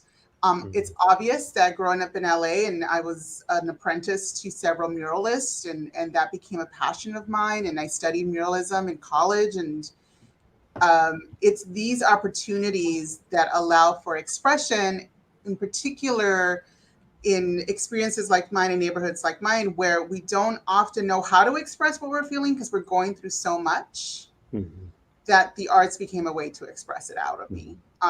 So that's one of the reasons why I find it very important. Now, on the business side of it, I also grew up in a family with a small business, right? So I was working with my family at a very young age, and the business side of things is that there's always a business side of things, and we need the investments.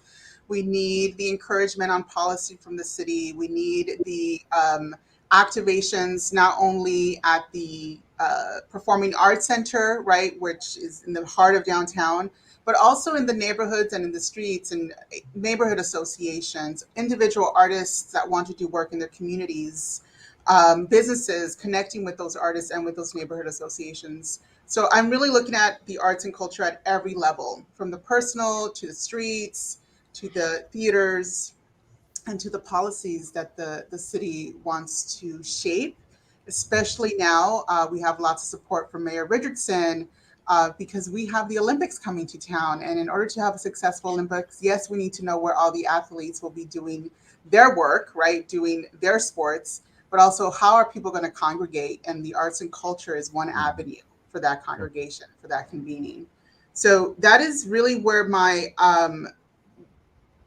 why I answer the way I answer is because it's really deep inside of me. And on a very personal note, my work is related to my identity. And I often say, when people talked about my leadership or how I do what I do, I think long term. And it took decades and years for the pyramids of my people to be broken down. And so I try to rebuild those pyramids every day with my work, and it's going to take a long time. So that's why I need the more people, the better. You know, wow, fascinating stuff. Thank you so much for that. Ryan, Play Nice Long Beach, you linked in there with the Arts Council for Long Beach. First of all, what is Play Nice Long Beach, and how did you come up with that name? So yeah, I'll start with it's super inspiring to hear everyone's pathway to the arts. Really quickly, wanted to kind of echo some of the sentiments of Rhonda, of just me being behind the scenes and kind of pushing other artists forward. My creative journey, I never considered myself an artist either. I always felt like I was a creative person, and would express that through the way that I dress, but mostly through just thinking and solutions and things like that. So in starting Play Nice, we actually started 5 years ago as a vintage retail shop, and our goal was to just go and hunt at the Goodwill bins and make a couple of dollars selling some sports tees. And I noticed that the way that our space is built out, we have this like back room, and it immediately just shouted gallery to me. I had no prior experience throwing or hosting gallery shows or even working with artists in that capacity. But through college, I would throw parties, throw events and things like that. So I knew that I could draw a crowd. So we just started to offer the space to artists and creatives in the city, and really just kind of usher in that next wave and generation of folks in the city that are creating things. So the name, ironically enough, came from an argument with my former business partners. And I was driving, I literally looked back and said, "Hey, Play Nice." And we all just kind of stopped in the moment, and we were like, "Yeah, that's it." We were actually going to turn in our lease agreement to get the spot. So super thankful for the opportunity to serve the city that I'm from in this capacity, and to be looked at as a leader in the community as well through the space. I'm big on pivoting, big on adapting. And, even though we're not selling t-shirts anymore, I feel like the work that I'm doing there is so much more impactful and rewarding.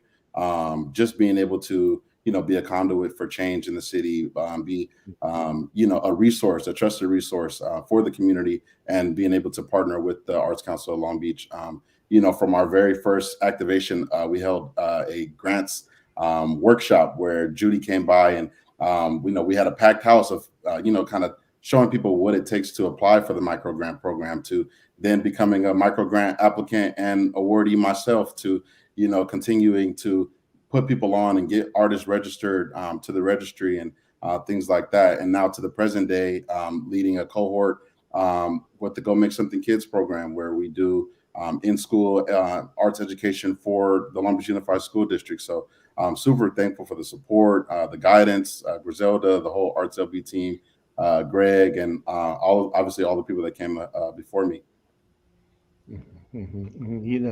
Interesting. Violet, this whole notion of, Long Beach Gives, you see all of these nonprofits. We see our executive director, Griselda Suarez here. It's the whole Long Beach Gives experiences. That's new. It's cutting edge. It's, what do you think as us OGs in this, what's your assessment of this newfangled crowdsourcing experience? Because I see your numbers are up, yo. I'm just gonna tell you. You know what? It's the greatest, because back in the day we couldn't do this. We couldn't do this without the technology of today. So we're able to reach out to people in a split second, and get right to them, and to get some of these donations coming in. Hold on one second. I'm going to have my friend go out of the room here. Okay.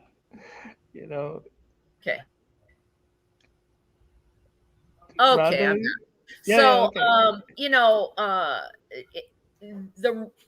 This particular program, for it to be citywide and with 265 or whatever amount of, I know it's over 250 nonprofits, all doing this on the same day and working towards the same thing to bring in money for the city and for their nonprofits.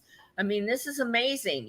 We couldn't do this back in the day, and to see like the way that things had to happen back when, I first started in the business to this. I mean, I'm so excited about the technology, about all the young people that are behind this, young and old alike. We're all doing the same thing today if we're with a nonprofit in Long Beach.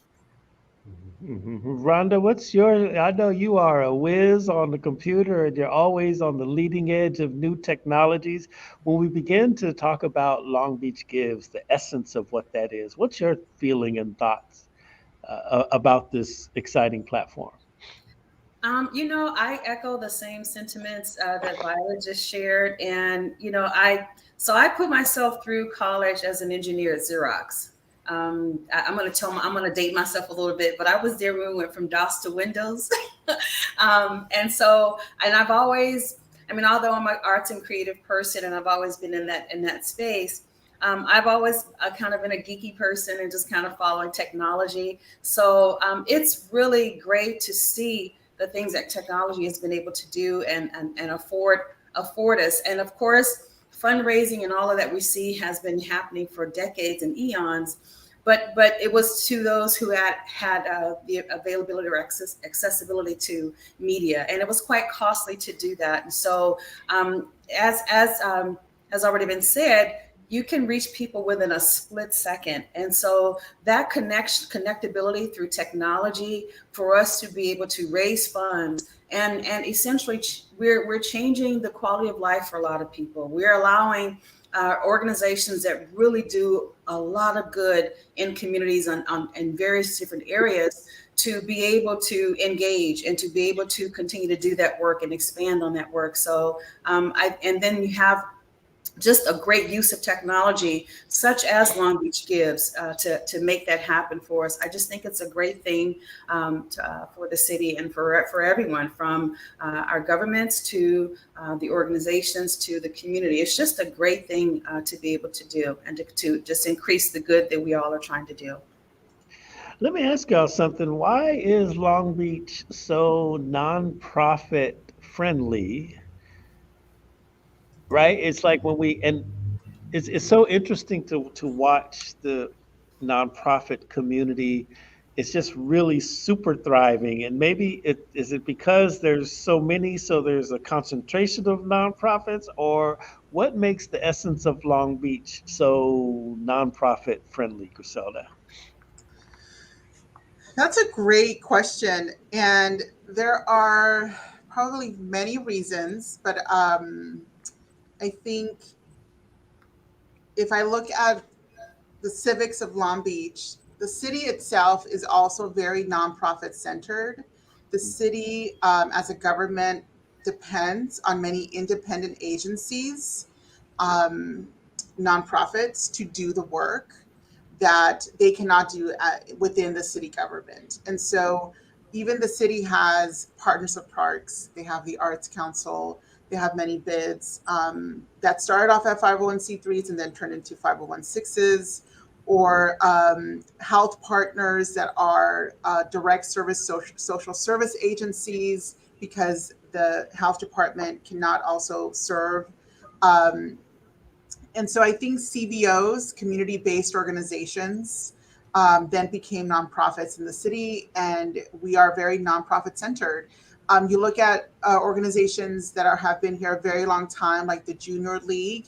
They also help support many nonprofits in the city that interact with the actual government of the city of Long Beach. We're an example. The Junior League helped also start the Arts Council. And so I think the first thing when you look at is how the city functions with nonprofits. There are many, many partnerships the city has. And then beyond that, we have our usual social service, charity organizations across the city that also do great work. And so then they become partners. So I think it's embedded in the fabric of how just the city of Long Beach functions. It's a very interesting phenomenon for the life of the city to watch this all happen. And then also too, what's interesting is just how much money, it always amazes me, can be raised through this new technology, which is Long Beach Gives, and just the participation of the masses of the people, right, are willing to, go through this platform. And it's almost like a smorgasbord. You can just pick and choose what causes you want to support, and boom, there it is. Do we see a demographic shift in givers, or is it, what about us old folks? Are we in the game? I know, look, we are violent, we here. But do you see, a difference in demographics in terms of people who give through this particular type of campaign?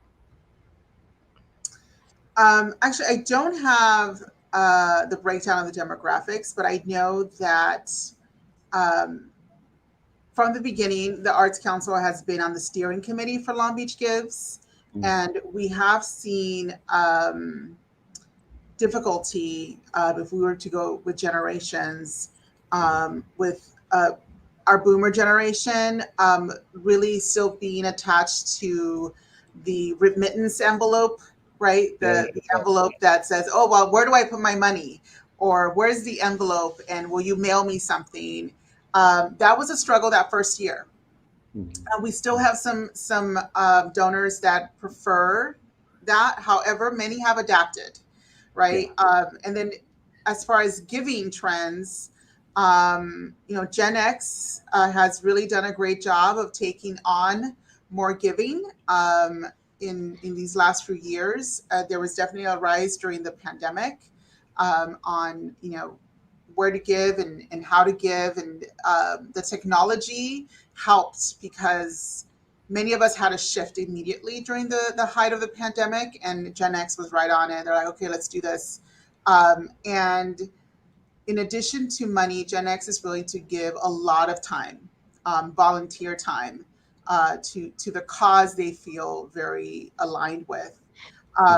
We look at millennials and Gen Z, and giving is very different within those generations. And a lot of times giving is a partnership, and they want an experience along with it. But that goes along with many other information we have on these generations, right? In regards to the arts, millennials and Gen Z don't necessarily want to sit in a theater seat and watch something. They want to be on stage experiencing, right? They want to be in the immersive room. They want to be engulfed in the arts experience alongside many other people. And so their donation is very much, okay, like what am I experiencing from this? How am I going to be out in the community with this? So this, as this grows, I think the Long Beach Gives will very much align with that and provide more events. For the first time, Long Beach Gives now has an events calendar on every nonprofit. So if you are that kind of donor, you can see the events you can go to throughout the day to be engaged with the nonprofit that aligns with your values. So it's changing, and nonprofits, that's why this is such a great program, because Long Beach Gives and the nonprofit partnership give trainings. And so as this grows, as technology changes, we hope that the nonprofits gain the tools to go along with the changes. And by the way, we are top 20 right now of fundraisers across the city. The Arts Council is top 20. And then within the arts and culture area, we're number 2. So, we need to keep those donations going. And again, this kind of programming is what connects people to our mission and to our vision for the city. Violet, she said to number 2 with number 2 with a bullet. Yeah, well, we got to make that number 1. All right. And I would say that if you're listening and if you get hungry today, go to Lola's, because you're going to get, and everybody in Long Beach knows what Lola's is. If you don't, then you got to go there because you won't believe it. But anyway, go there for lunch today, because even the money that you put towards your food today, part of that will come to the Arts Council of Long Beach. Yes. And you get a great listen.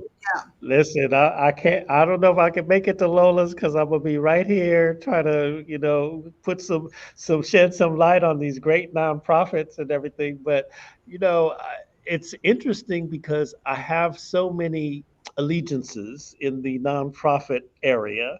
So I'm gonna take this moment just to talk about Dream Creator Studio and let Rhonda just kind of jump in, because I'm hearing one of her favorite words, immersive. And I want to get into that a little bit as an art form, right? But I just like to amplify, of course, Arts Council for Long Beach, Dream Creator Studio.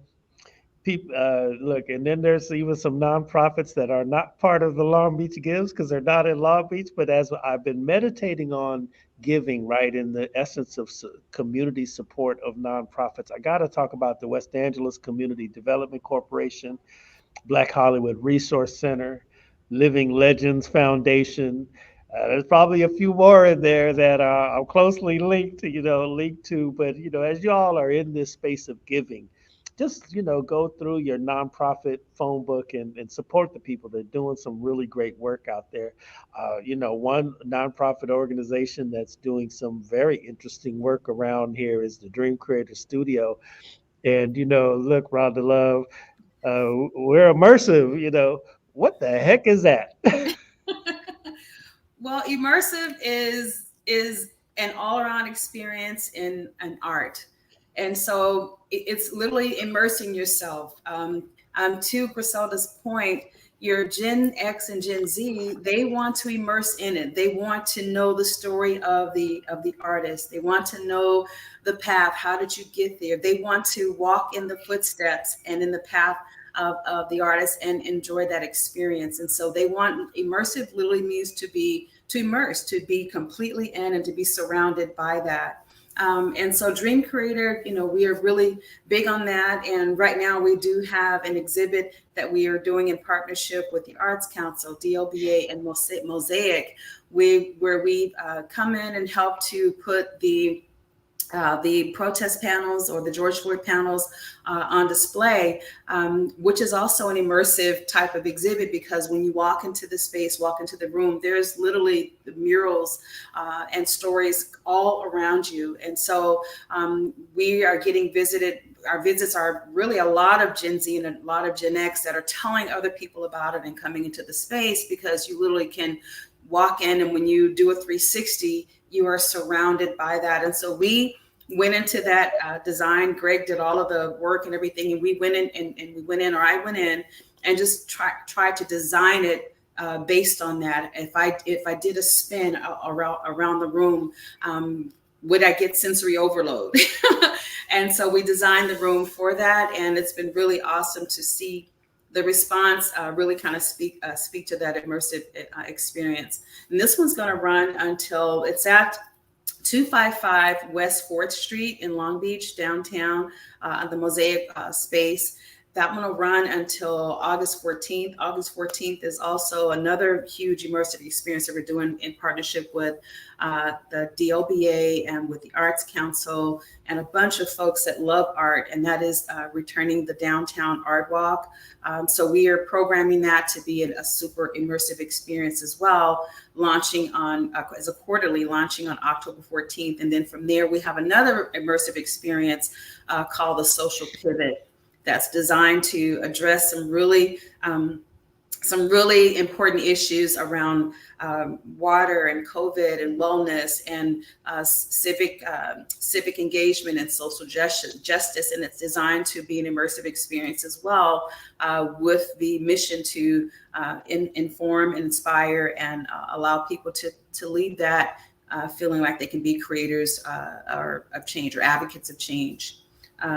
So yeah, I hope I answered your question, but that's kind of a little bit of what. Yeah, very good. Ryan, we're talking about generations, and you and I have this conversation fairly often about generations and the gaps or intersections, whatever it may be, between generations. Now, how important is it to keep the generations linked? I thought it was, as an example, Violet and I were on with some the real OGs in the music industry, and I wanted to bring in, I joked with you, I said, hey, you're sitting at the feet of the elders right now, it's important to have that link, right, between generations so you can get the information so that you can climb higher. Like in your purview, what's your thoughts about generational access to arts and culture, to technology, all of that?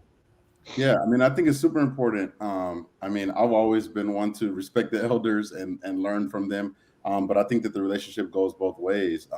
I joke with my mom all the time. I'm like, I'm her IT guy.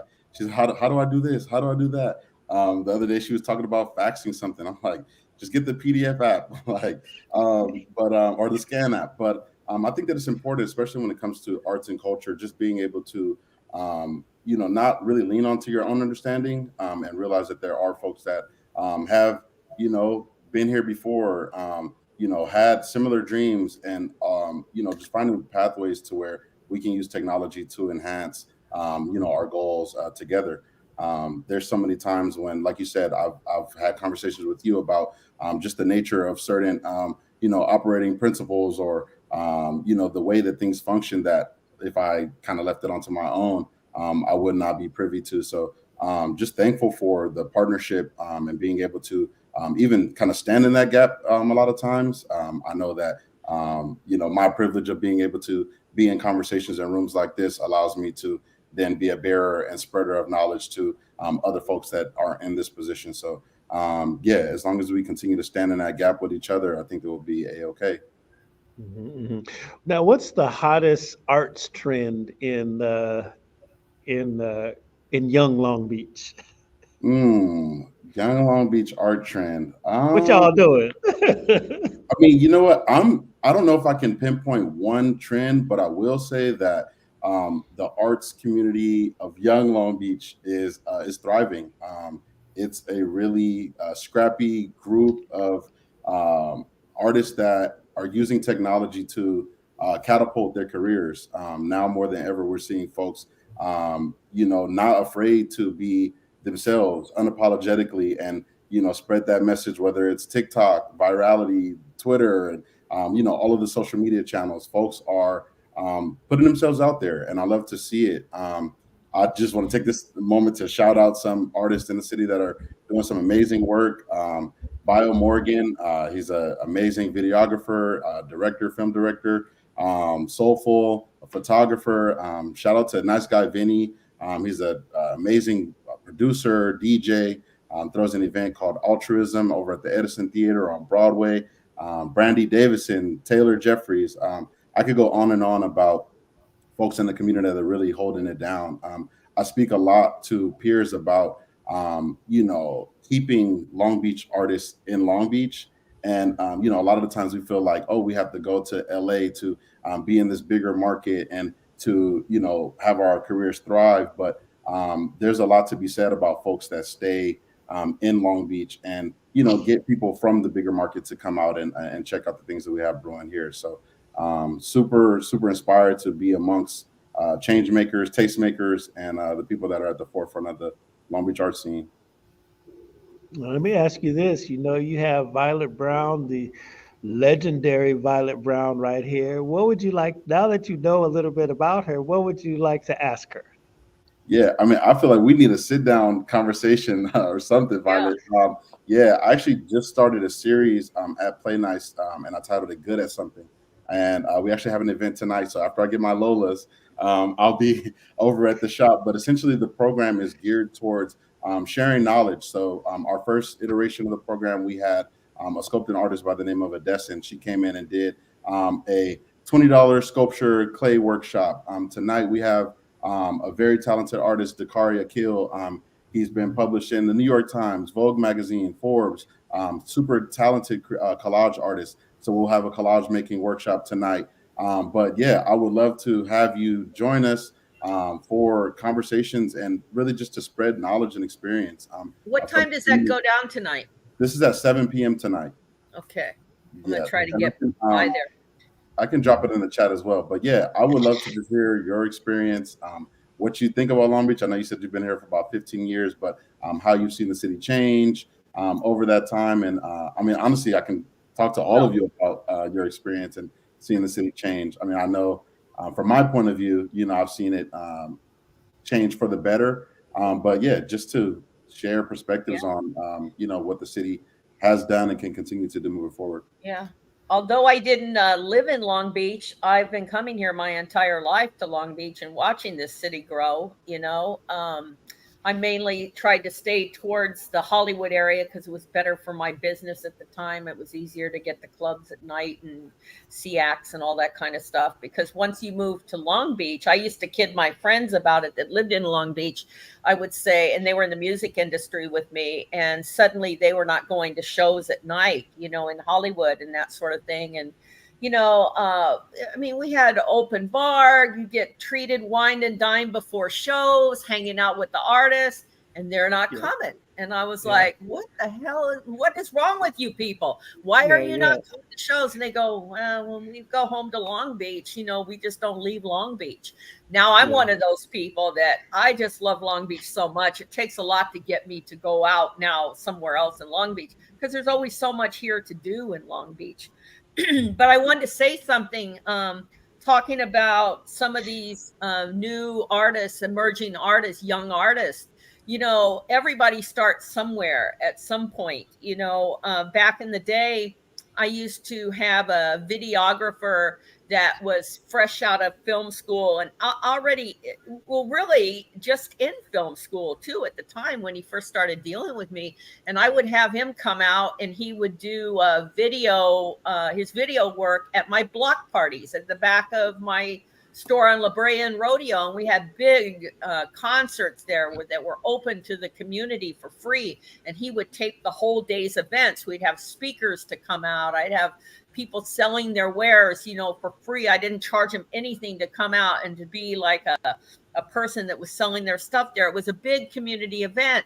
And one of my guys who was a videographer was Tim Story, who now is an award-winning director, and he's done a lot of big films like Barbershop and films with Denzel Washington and stuff like that now. So you never know, where these people are going to end up, so many people from back in the day that had these little jobs, little artists making things at my store. Well, they went on to have their own clothing companies, giant clothing companies, so just keep doing what you're doing, all the young folks that are out there doing this, because someday, you can you can make some huge strides in the business.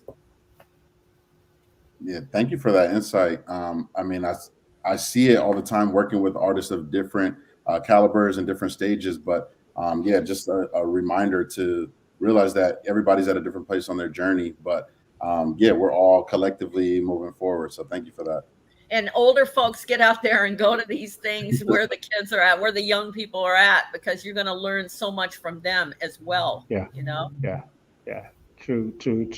Griselda, let me ask you, you hearing all of this dialogue and everything, how's it make you feel? You're the arts maven of Long Beach there. In my opinion, of the whole state of California, that's what I see.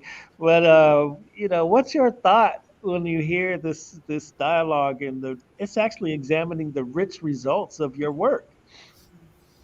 Well, thank you, Greg, for that. That's really sweet. And for everyone here, I think, I learn from all of you all the time whenever we meet, and it takes patience and dedication and a vision to want to serve the community through an art walk. And in my conversations with Rhonda, you're just doing those things step by step.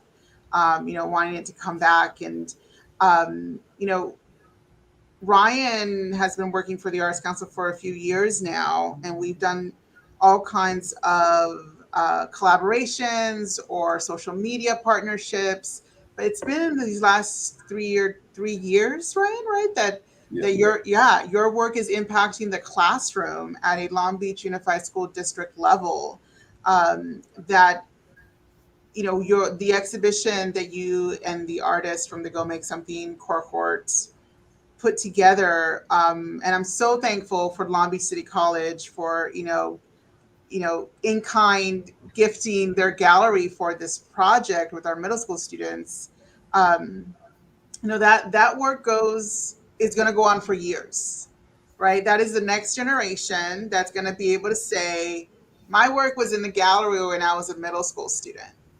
Nice. And the enormous impact that has, on their identity, on their career pursuits, the confidence, right? That is work beyond our time here, right? Beyond, we may not be able to see what's going to happen in a few generations, but we know that impact is real right now. Violet and I have gotten to know each other a little more, and we recently, we are very passionate about our Rainbow Heroes project, where we want to uplift the untold stories, or the very little known stories of our LGBTQ plus elders. And I think that kind of community work is important to let those who did who did their strides, did their activism, know that we want other people to know about it. So I'm only as good or as vibrant, as out there as the volunteers and the artists we work with. I mean, the more people we have with these kinds of passion, and every single one of you is so passionate, and I'm so thankful. I mean, the better the Arts Council and the community will be here in Long Beach. And we have really good people. I mean, you're all testament to that. We have really great people in Long Beach. Yeah. Long Beach, great place. We've put the links all in the chat, you all. If you guys want to make a donation, there's quite a few ways to connect with everybody on here. And, just go ahead, hit those links.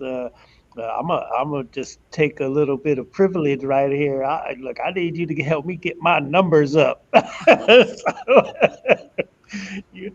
what good stuff. Rhonda, it's so exciting to be a part of this whole arts and culture experience. And for me, when I share with people who I worked with in the past, I say, hey, I'm down here in Long Beach. I'm on the board of the Arts Council. And they're like, oh, yeah, okay, yeah, that fits you right perfectly. You've known me for a long time. I've known you for a long time. Arts and culture is part of our DNA. Did you expect that? Uh, just talk a little bit about it. Let me just say it like this. Talk a little bit about our respective journeys in this arts and culture thing. Yes, I could definitely speak to that. Well, Gregory, I've been knowing you for over 25 years. Let me just start there. And it's been an amazing journey just to connect with you. I started really diving deeply into, so I did some internships coming out of college at ABC and at Fox, and worked at, a couple of networks. And what I realized right away is that, yes, I'm a creative, but I'm probably I found that I'm more creative than Hollywood, if that makes any sense. I wanted to just get out and express and support and all of that stuff and everything. And so I started working in the community and working with a lot of different artists and getting behind them and just kind of being a voice for them and speaking and everything. I come from a long line of entrepreneurs and business owners. So I took that and just started working in Leimert Park in Los Angeles. And that's where I met Greg. You were working at with Stevie Wonder radio station, KJLH, and just making a whole lot of things happen. And I knew your work from the Lee Bailey days as well. And so here I was representing a lot of inner city kids whose parents who had these amazing gifts and talents, but didn't necessarily have the support to really help pivot and scale them to the potential that was there for their gift. And so you helped me do that for a lot of amazing kids. I call them our just kind of our mentees and our babies in the industry. And so between being able to work with me, being able to work with them and work with their families and connect with you and put them on stages throughout Los Angeles and get them on the #1 urban radio station on the West Coast, we were able to just do a lot of great work from Marquise Williams, who is now doing amazing work, to Molly Music. We were able to take endorsement deals from a lot of artists, being able to package them and put them on stages with their own budget so they didn't impact the huge stages that you were putting them on. And so just a great body of work that we did. And then I begged you to come to Long Beach as I found that there was just a lot of opportunities to continue to do the great work that we have been doing in Los Angeles. And so, here we are. I'm so happy that you accepted the opportunity, the challenge, and, board president of our Arts Council, and just being able to continue to do this great community work. And Greg, that night, it was at the film screening of Serve Like a Girl, a film about women serving in our military. And not only did Rhonda tell me, oh, this person has to be, you need to meet Greg. He needs to be on your board. Please, have a moment to talk to him. They're also Jocelyn's like, oh, wait, Greg's here? Let me talk to Greg. Like, he needs to be on our board. So thank you for coming to that film screening that night many years ago. I think it was in 2017 or something. Yeah, I remember. Yes. That same event sealed the deal for me too. I was knocked out by that. I was at that event. Yes. It was a wonderful film. Yeah, great film, and so interesting. I got to be honest with you. I was trying to maintain my anonymity in Long Beach here, and then here comes Jocelyn, one of my former clients. I was like, okay, and Rhonda, always on my PR. Look, we are in, Rhonda, you mentioned earlier about our exhibit, Long Beach Rising, with the protest panels. And look, people are here walking through the exhibit right now and examining the beautiful murals that are here. Half of the lights are dim just so my picture could be clear, but they're here. And thank you all. I'm watch this, y'all. Watch this. Thank you guys for coming to our exhibit. We're participating in Long Beach Gives right now. So if you'd like to support the Arts Council for Long Beach, a Dream Creator Studio, you can do that on this day of giving. Yep. Thank you. Yes. Enjoy. There you go. Got to do it. There you go. Well, Greg, thank you so much for this. We're going to our first event. We have to start prepping and doing what we need to do. We're going to the Civic Center, to the Container Cafe, a new local small business that has a cute little container there with pastries, coffee, and so many things. And they'll be participating in Long Beach Gives with us. We have an artist, Tiana Prince, who does many great works, but today she'll be doing caricature with us, one of our former interns. And you give the artist money for the caricature, and they are splitting 50-50 with us. So you pay an artist and you donate to the Arts Council all at once. So I hope to see you all there at noon at the Civic Center Container Cafe. Container Cafe. All right. And then what time we're supposed to be at Lola's? I can't make any of these. I'm gonna be right here on this streamathon. So generous. Lola's is donating all day, right? So they've given us the entire day. And we're gonna be there after 3. It goes till 7. We're gonna be there till 7. And I will be eating them around 5. I think that's when I'm gonna get hungry. And then also we have a wonderful collaboration with Studio 111, a limited edition t-shirt designed by the artist Mario Ibarra Jr. That's also available. We have a white ink version and a black ink version. And we're also working with Fate Studios. They are on Orange and 36th or Bixby up in California Heights. And they are what I call like technical arts studios. They have photography and hair styling and makeup and floral design. And they are donating an entire makeover for a young business professional, an artist that needs a headshot. They'll do your hair, they'll do your makeup, and then they'll take that perfect photo op and that is a requirement. If any artist applies to our annual artist fellowship grant, we need a headshot. It is a requirement. So donate to that profile and you enter an opportunity drawing to get that makeover. So many great small businesses that have really stepped up for us this year. Nice. Thank you so much.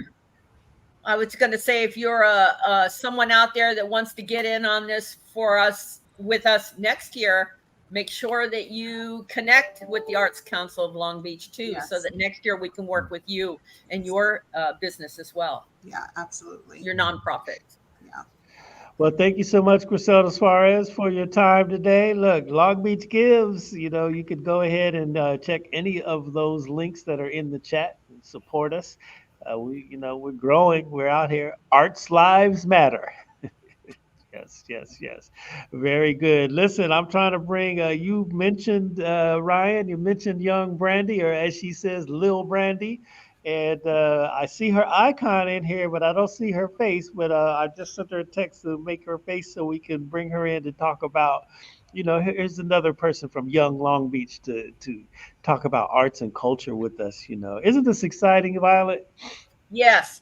And you know what? I'm going to run out and go visit with Griselda over at the Container place. And then I'll be at Lola's later. But I'm going to check in later on, too, with this. Maybe I'll come back on later, if that's okay with you. Yeah, that would be awesome. Like when you're there at the Container Cafe, click back in and, on your phone and let's talk about it. But I will say, if you're out there and if you have not been to see the exhibit yet that Greg has been talking about all morning, and to see these murals, it's something that everybody in this city needs to do. Everybody, every age, you have to come out and see this, because you'll be overwhelmed when you see this. So anyway, thank you and see you soon.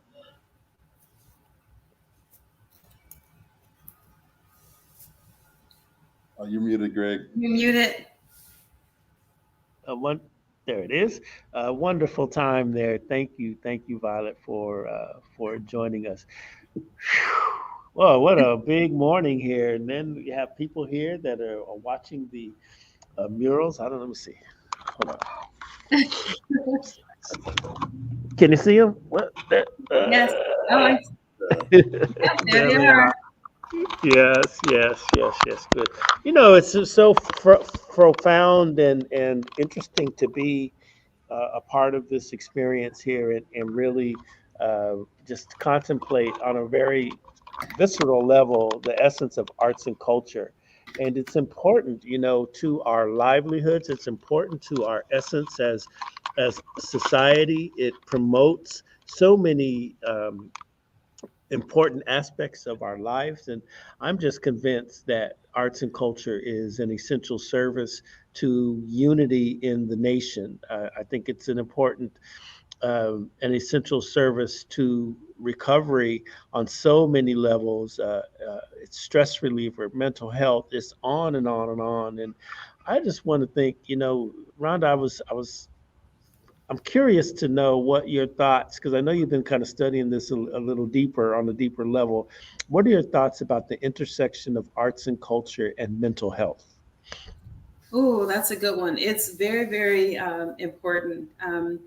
Uh, as a matter of fact, through Creative Core, I was partnered with Mental Health America Los Angeles in downtown Long Beach. And so part of this journey is learning more about that space and just things that can apply with regards to art today. And so art therapy is extremely important. That ability to express what you feel, because there are so many people who silently suffer with the inability to express things that may be ailing them or pains, that sort of thing. And so I was reading a case for arts therapy where there was a child who had been through some trauma and was not talking to anybody, was just mute.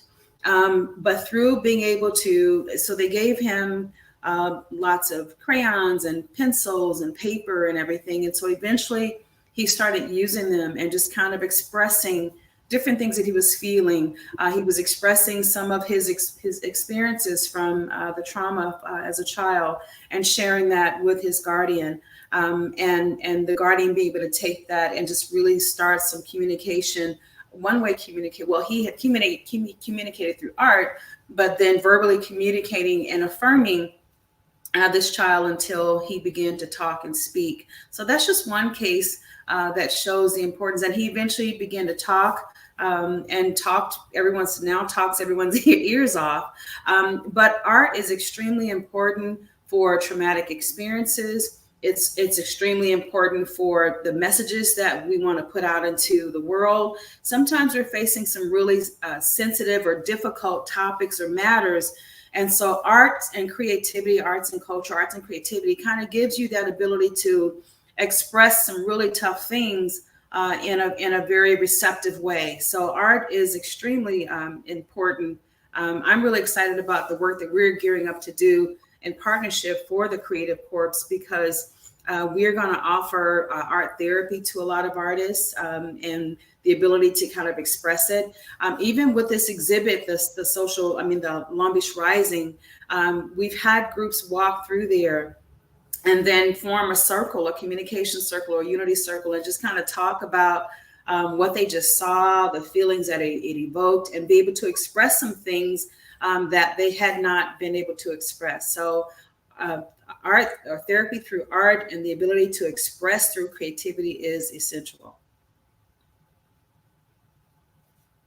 And I think you're on mute. What are your thoughts, Ryan?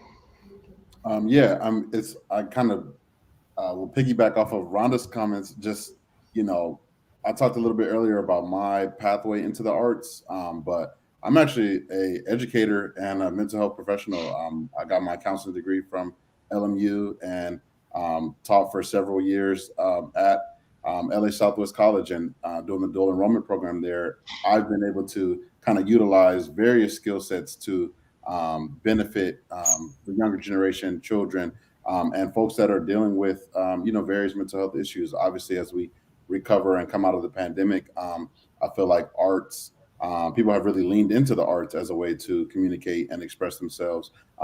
Even if it's not for the sake of fame or riches or fortune, you know what I mean? Just as a fundamentally like way to, express how they feel, me personally, I feel like sometimes my artistic practice takes the back seat to making sure that other folks are good.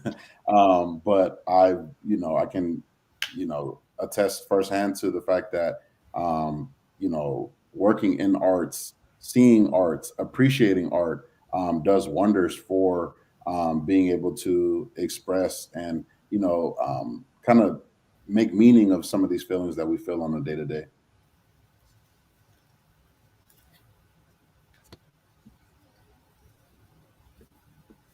And Gregory, are you still there? Where did he go? Where is Gregory? I think he's looking for Brandie.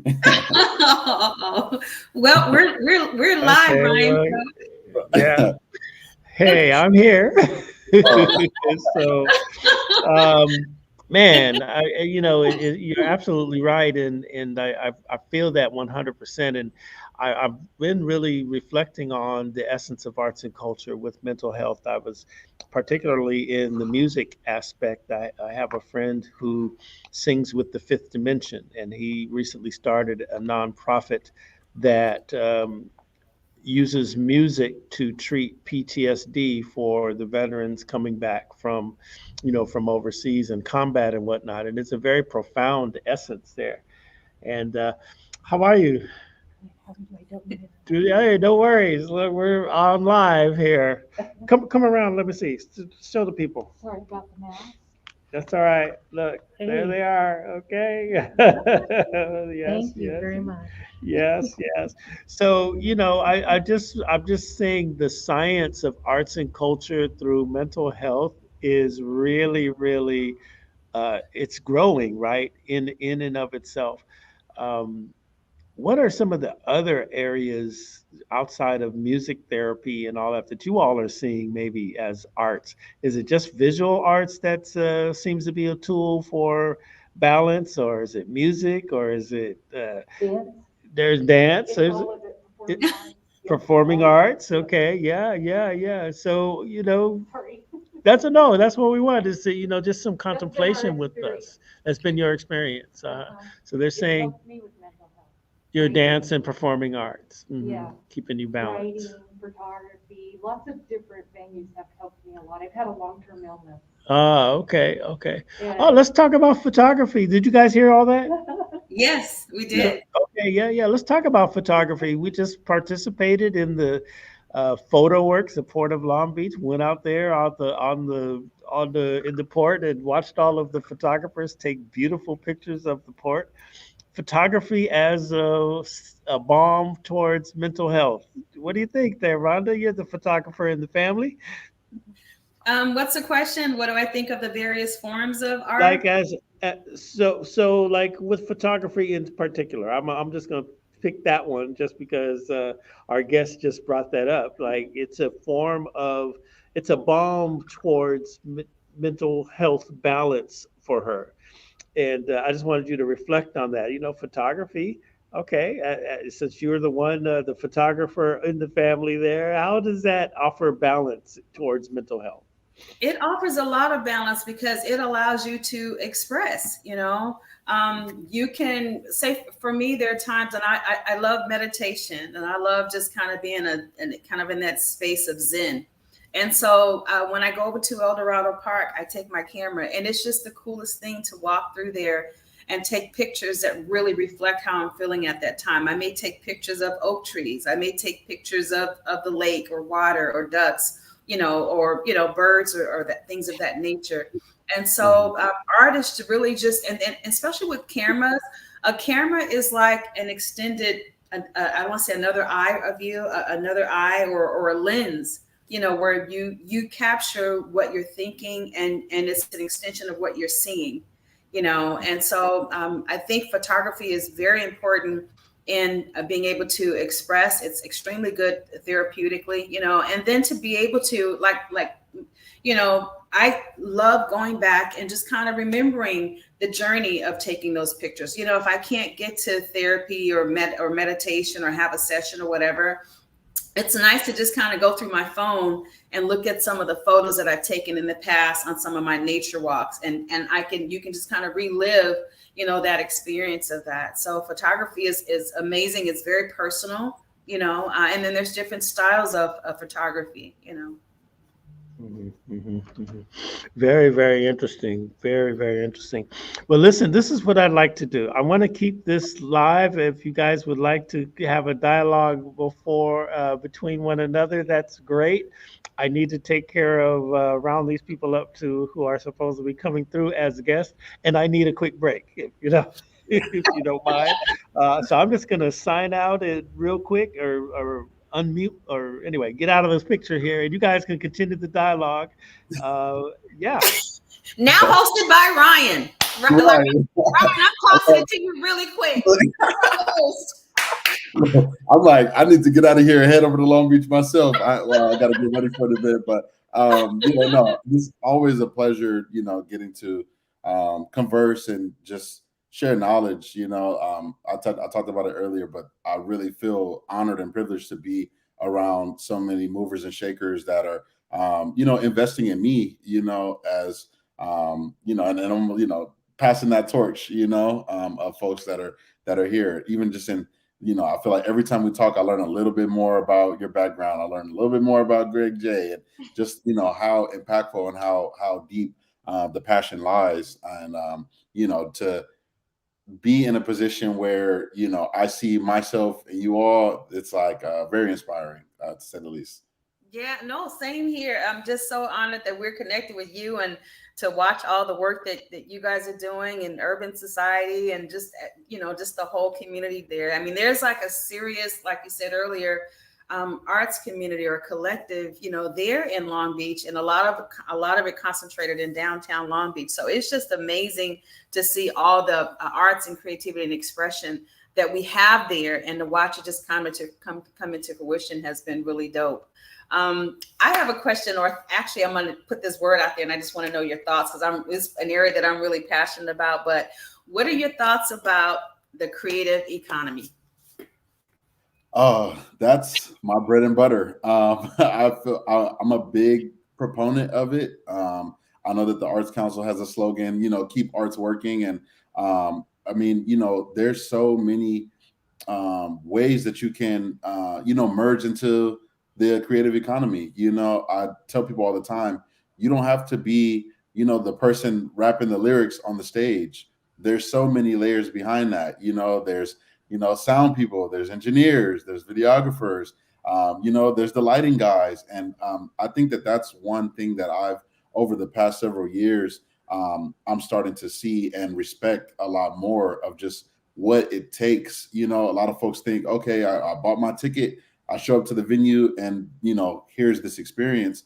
But there's so many layers to it, and all of that is the creative economy. I feel like we put so much praise on the artist and the final product without, recognizing the ingredients that it took to make it great, management and, all of these things. But I try to highlight like that work and these people just in any chance that I get, and through the platforms. I want people to realize that there's more than one way to be involved in arts and culture. For so long, I never really considered myself as an artist, even though I have a videography practice. I create content, I work with artists on major labels, but I still, this like imposter syndrome. But it's like, dude, like, you're an entrepreneur, you're a small business owner, I'm an educator, all of these things that I'm good at, and it's paying my bills. You know what I mean? And I'm able to, like, create a life and sustain a life for myself through the creative arts. And I think it's a privilege. I'm blessed to be able to be part of the creative economy and be an inspiration to folks that feel like they might not be able to, or can identify a particular skill, or interest. So, that's the Good at Something series that I have going on at Play Nice, is to get at just that. It's like, hey, like, enough of a little dabble to figure out what you're interested in. The idea is that folks that are good at something will come and, highlight or help you get good at it. I had a meeting yesterday with a friend who's an HR manager, and she's actually going to be our guest in October. And we're building out a workshop where we do skills assessment and, value assessment, and figure out, hey, like, I need a job, I'm an artist, but I need to sustain myself. What values do I hold near and dear, and how do those translate into the workplace? So I know that was a long-winded answer, but yeah, I'm trying to get it and get the knowledge to the people however I can. Yeah, no, I love it. That was an amazing answer. Not a long one. That was an amazing answer, and it's really great because it's really important. You know, I just work. I mean, you and I both, just the whole starving artist, you know, phenomenon and everything. I mean, it's a lot of people out there who are artists and who are creative people, and you know, like me, for many years, I had to have parallel careers. You know, I mean, I knew I was this creative person. This took me a long time to say, okay, you're an artist, but I always knew that I was creative, you know what I mean? But I mean, before technology is you know, giving us distribution and access and all of that and everything, it was a journey, you know, to make a living as an artist and everything. And so a lot of people really need to hear this. You know, I was reading here as you were talking, I pulled this up on my phone, like, okay, what's the definition of an artist? Because I too had like imposter syndrome for a long time, like, I don't know if I'm, you know, an artist, you know, but okay, you know. But it says here, a person who produces paintings or any type of form of creativity as a profession or as a hobby. And when it's like, okay, it's just that simple. Like, all right, yeah. So, you know, and lots of us are doing that. You know what I mean? Even if you know, have another occupation that you're doing and you go home and you paint and you draw and you express, you know, those creativities, guess what? You're an artist, you know. So it kind of took me a minute to kind of wrap around that, you know. But the creative economy is so important on a lot of different areas. I mean, creativity. I mean, what draws people? Entertainment and food. Food is culinary arts. You know what I mean? You know, so all forms of art it's really important to cities. It's important to organizations. It's important to the human experience. You know, being able to have that or be able to provide that. And I'm so happy for like the Arts Council and organizations like that who are stepping up in so many different ways, and our cities and our states and our federal levels are also stepping up and putting budgets and funding in place for those in the creative community to begin to build an economy, you know, and sustain themselves while they express and really, you know, especially during this coming back from COVID, you know.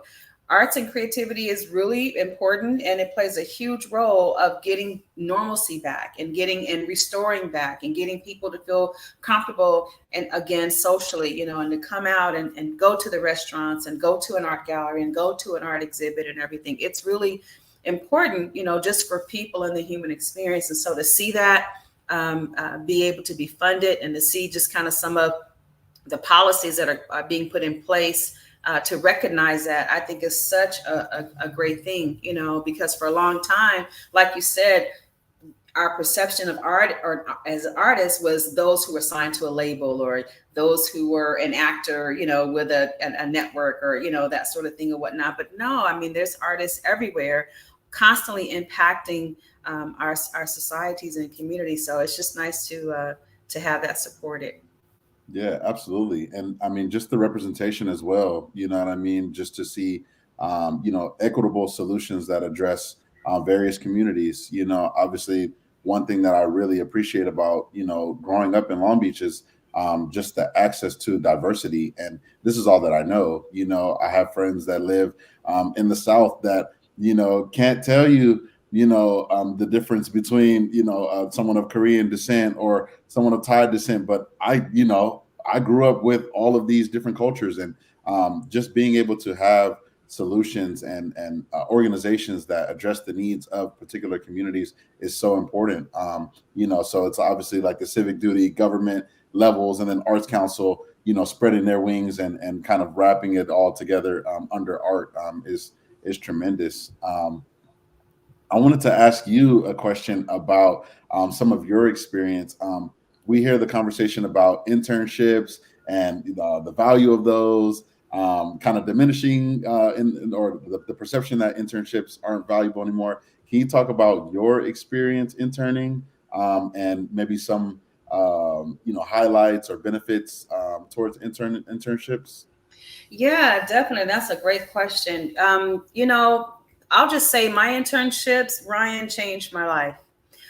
being able to have access to rooms, just as as I was really kind of shaping and forming my identity, who I was as a person, what do I like, what works for me, and then taking that and applying it to a profession and a profession that I love, so that I could spend my life doing something that provided a great quality of life for me, as well as kept me from being bitter in my older days and wanting to have done XYZ and couldn't do it or whatnot. Internships afforded me so much. I mean, it's endless. It afforded me the ability to access rooms and just to kind of sit there and learn and develop. It afforded me the opportunity to connect with some amazing people who I even all these years and decades later are still in my life and are still very proud of the part that they played in giving me an opportunity. Internships, it just kind of shaped me in a lot of ways. And so I think they're very important. It's one of the reasons why I am what I call a lifetime mentor, always providing opportunities for students to come and learn. I know, because I know how important, that is. And I'm really thankful to be able to give back. But there is a lot of power in interning, and to be able to provide those opportunities, to students, so that they can kind of discover who they are. And now these days, it's really cool to look up, and maybe someone you interned. I'll say there's one person that I was able to really just provide some opportunities to, and hadn't heard from him in a while. And he sent me an email, and I'm like, who is this person? Because it had been so long. And when I opened the email, his message says, hey, wondering if you could look at my profile and kind of help me out. I heard that you're really good with mentoring and internships and helping young people. And I opened the link, and I just saw this huge stage, the website will open up, and it was a big stage with lights and a DJ show and everything. And when I looked down at the computer, it was one of my mentees, and he was, and Beyonce was right out in the front. So he was DJing for her, but being able to, but just for me, the experience of being an intern, I was able to be one at Fox. I was able to be one at ABC Studio back in the day. I was able to just kind of be in the space and see what it looks like, and to figure out what my passions were and to develop. So internships are everything. And I would encourage anyone, if you're able to provide an opportunity, whether it's being a mentor, mentoring is also another great way. If you can't get the internship, you know what I mean? To just kind of sit in the space of those who have things that may be a benefit to you, is also just a plus. So for me, internships was everything. There's no way I could have really developed a whole lot of in my early days, of understanding what I liked in terms of what I wanted my life to look like without internships. Thank you. All right, awesome. I'm back. Thank you all. That was a really robust conversation. Did we hold it down? We have a, huh? Did we hold it down? Did we do good?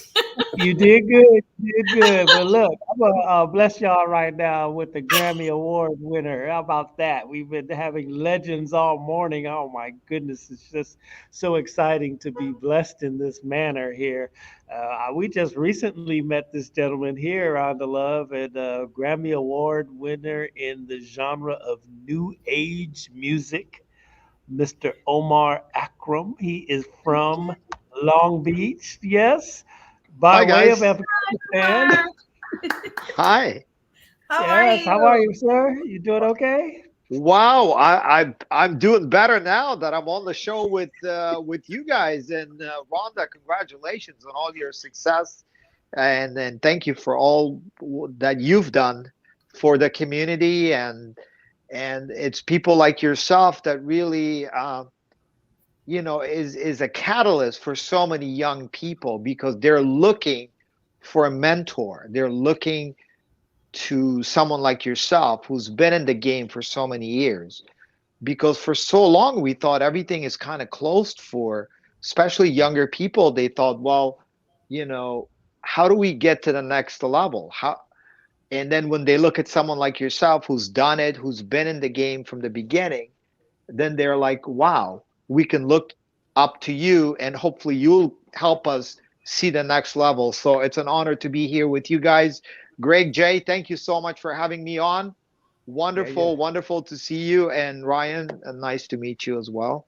Thank you. Likewise. And I'm here, whatever you guys want to talk about. I'm here to hang out and talk Well, about look, my we're journey gonna a little bit, whatever you guys want to talk about. yeah, let's dip into that a little bit. It's so interesting because this morning we started out with man, a literal hall of fame of folks that were instrumental in the making of hip hop music.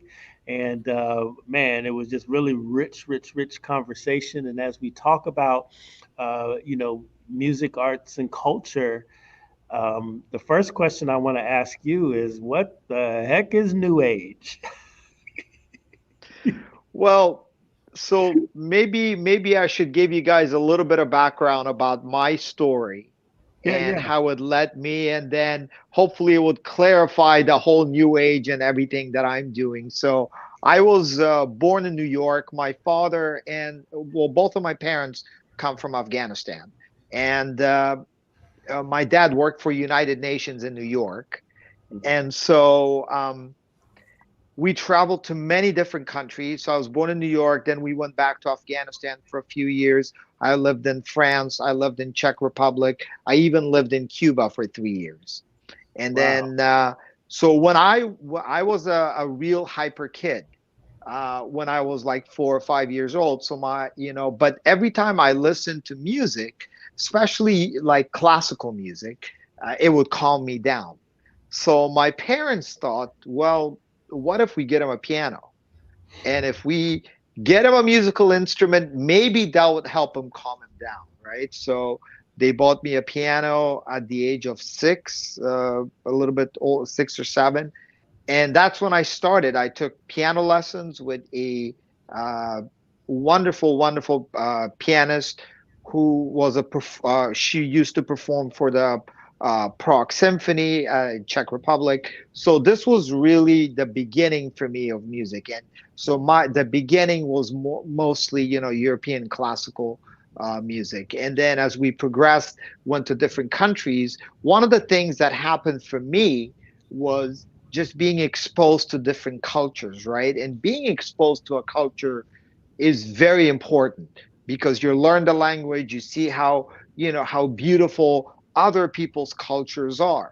And for instance, living in Cuba, their tradition is more like African jazz, right? Which is a completely different like departure from what I was doing before, which was more European classical music. So kind of absorbing all of that, I started to sort of compose and start writing my own music, which translated more into instrumental music, because for me, instrumental music is because there's no language. I'm not singing about a story or about something. So anybody that listens to a piece of instrumental music, they have their own images, right? Which is different than when I listen to a piece of music instrumental to someone else. So that to me was very interesting. And so that segued into like instrumental music, which back then when I started was sort of, they used to call it new age music, which was sort of in the late 80s. They had these great pianists, these great musicians that came on doing this type of music. So it was classified, but it's really, some people say it's religious or whatever. It's really not. It's just a mixture of so many different styles coming into this genre, and it's called new age. So So there's, is this the music that Rhonda is listening to when she is meditating? could be, yes, exactly. Ah, That's part of it. That's the instrumental sort of the piano, the beautiful sort of melodic piano. That I don't know if you guys remember Kenny G and those guys. yeah. It's very melodic.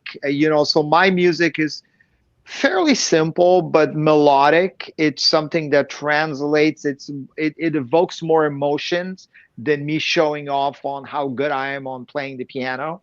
And I think one of the reasons, especially when COVID hit, my music became so sort of uh, went all over basically because it just relaxes people. And so if you go to a restaurant, you go to a casino, you go to an airport, you're on the flying on an airplane, you hear my music because that's just it's not in your face, but it's also a sort of melodic and instrumental, but at the same time it's also very fun to perform it because Ah, it's something that the audience actually have to sit and listen. It's not like where you can jump up and down, and it's not like that. It's more like you actually have to sit down and listen and relax. So it just has a calming effect on people. And I have a new album, by the way, that just came out July 7th. It debuted #1 on Amazon Hot New Releases, and it's #1 on the New Age Billboard charts right now, and it's, as Greg knows, it's running for another Grammy Award. So, nice. thank you. Yeah, so very and it's just wonderful to be in a city that embraces diversity, embraces different genres and types of music, and that's why I love about living in Long Beach because, a while back. About 10 years ago, we used to live off of Ocean Boulevard across the street from the Performing Arts Center. Mhm. And my daughter at that time, I would take her out. My wife is a medical doctor, so she's always sort of working at the emergency room and helping people doing that. And I would take her, you know, uh, and go across the street at the Performing Arts Center, which is so beautiful sometimes around Christmas time where we have all the Christmas tree and all of that, and just walk around and think to myself, wow, we're so blessed to live in a city that really celebrates art, and so that's why I'm here, as hopefully want to contribute and do as much as we can Mhm. to further the cause for art in our city. Mhm. Ryan, I know I want to be respectful of time. I know you got to hit these corners. Anything that I you'd got to get like ready to. for our. Yeah, we have an event It- later on this evening at the shop, and I'm going to go try to catch Griselda and the Arts Council team over at the Civic Center. But thank you so much for having me, Omar. Pleasure.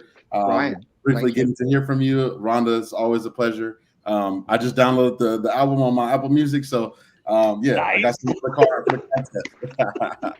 Yeah, You yeah, all have a yeah. good one. Good talking with you all. All right. You All too. right, you Thank you. too, Bye, Ryan. Ryan. Thank you, brother. Yes, yes. Omar, let me just ask you the essence of winning the Grammy Award. Our good friend, our mutual friend Thornell and I were actually talking about this the other day. It's like, how important in this present time is it to be a member of the Recording Academy, and how is it really important to actually win the Grammy? Are the Grammys legit? Well, yeah, I think. Well, to short answer, I think it is legit. But let me just take you back. So when I won in 2013, which was 10 years ago, um, I got to tell you, yeah, it was. Again, because of my background, when Hmm. I actually got the nomination to, became a Grammy nominee, it was a big deal because of my background, because of that part of the world, Afghanistan in 2013, what was going Hmm. on with the war and everything. So it brought a lot of attention to me as an artist, Hmm. um, which people were like, wow, there's someone from that part of the world who's doing art, and so that was good, and I think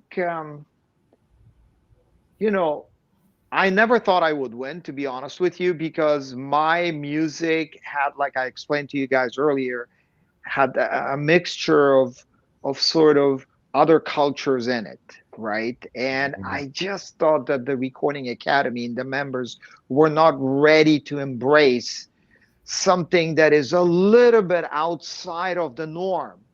But I was wrong because And thankfully, because they really got what I was trying to do. And so the night that we were at the Staples Center, and when I went as a nominee, I run into a friend of mine who already won a Grammy, and she said, "Omar, do you have your little speech ready?" I said, "I'm not." I said, "I'm not gonna win. There's no need for me to write a speech if I know I'm not gonna win." She goes, "You're one of the 5 nominees, so yeah, there's a chance you're gonna win. Sure. So write down something." So when they announced, the best new age album and the winner is Omar Akram, I was like completely blown away. Sure. And obviously it's a pretty big accomplishment, and that tells you something. And it just to tell you from the level, I was in a dark studio working on my music, just being another musician to a Grammy winner. And I'll tell you, a week later, I had to hire a publicist because I had so many calls coming in. I was like, I need someone to help me. And a week later, I get a call. Well, my publicist gets a call from Stevie Wonder, who's my childhood hero, to go to attend his birthday party, right? And at first, when my publicist told me that, I was like, "Really?" He goes, "Yeah, no, they specifically said for you to attend his birthday party." So I go to his birthday party, and it was at this place called Home. I don't know if you guys know. It's in Beverly Yes. Hills. Okay. It I used to was be there. a. Yeah. Were you I there was that night? there. Okay, Yes. so the jazz club at Home, right? Yes. And so you remember, yeah. So went there. As soon as I walked in, they took me to him. He gave me a big hug. He says, "I knew you were gonna win," and I was like, I said, "Stevie, you knew?" He goes, "Yeah, of course I know your stuff." And so I was like so blown away. I mean, this is a legend. Okay, he doesn't have to sit there and listen to anybody's music. Really, he's a legend. And he listened to my stuff, and the fact that he invited me to his event to go and meet him. And there's a really fun picture. I'll send it to you guys, where I'm hugging him, and I told him a joke and he's laughing, like we're just talking, he's sitting there.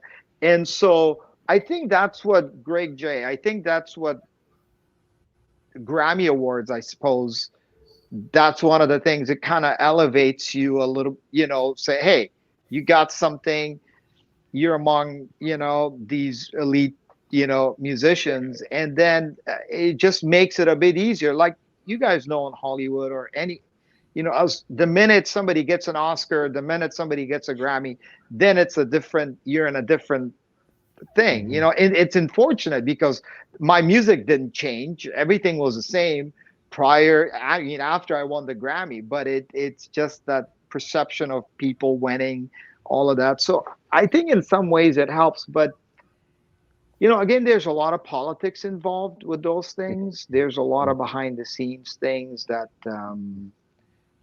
that goes on. But I got to say about the Recording Academy, they've really made some great changes. Harvey Mason Jr., who's our new CEO, I'm working with him on some diversity initiatives that he's doing, and I think finally they're sort of going into after all these years they're going, they're shifting and they're doing some things right, which I agree with.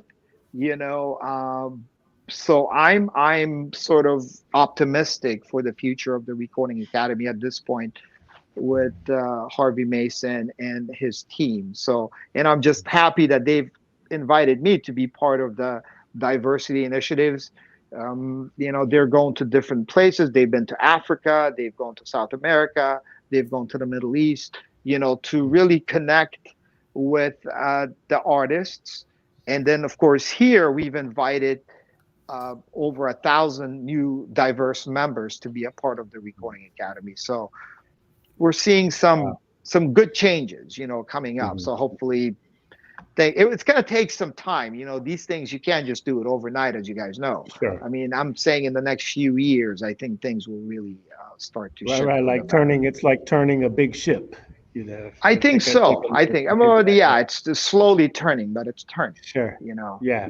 Yeah. Wow, pretty interesting. Wow, you were at the home one. I actually plugged Stevie and them into that club because I had been working with the owner, Greg, when he was the manager over the BB King's Blues Club, and I did a music series up there.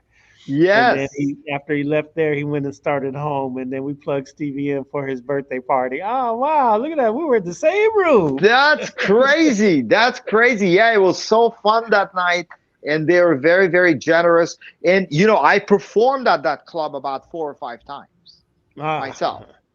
And I had a couple of big events myself over there. They invited me to perform, do some events. And it's really sad that whole building is no longer there. I mean, I haven't been there in about a while, but last time I walked by, it was just closed. There's nothing there. Yeah. Wow. Yeah. So many, man. That's a show in and of itself. All of the old music venues around the region that are no longer. We used to at KTLH. We used to sit up in the conference room and talk about the music venues that happened in the 60s, 50s, and 40s, Club Alabama, Dunbar Hotel. We sit there trying to name them all, and where they were in the city. That's very interesting stuff.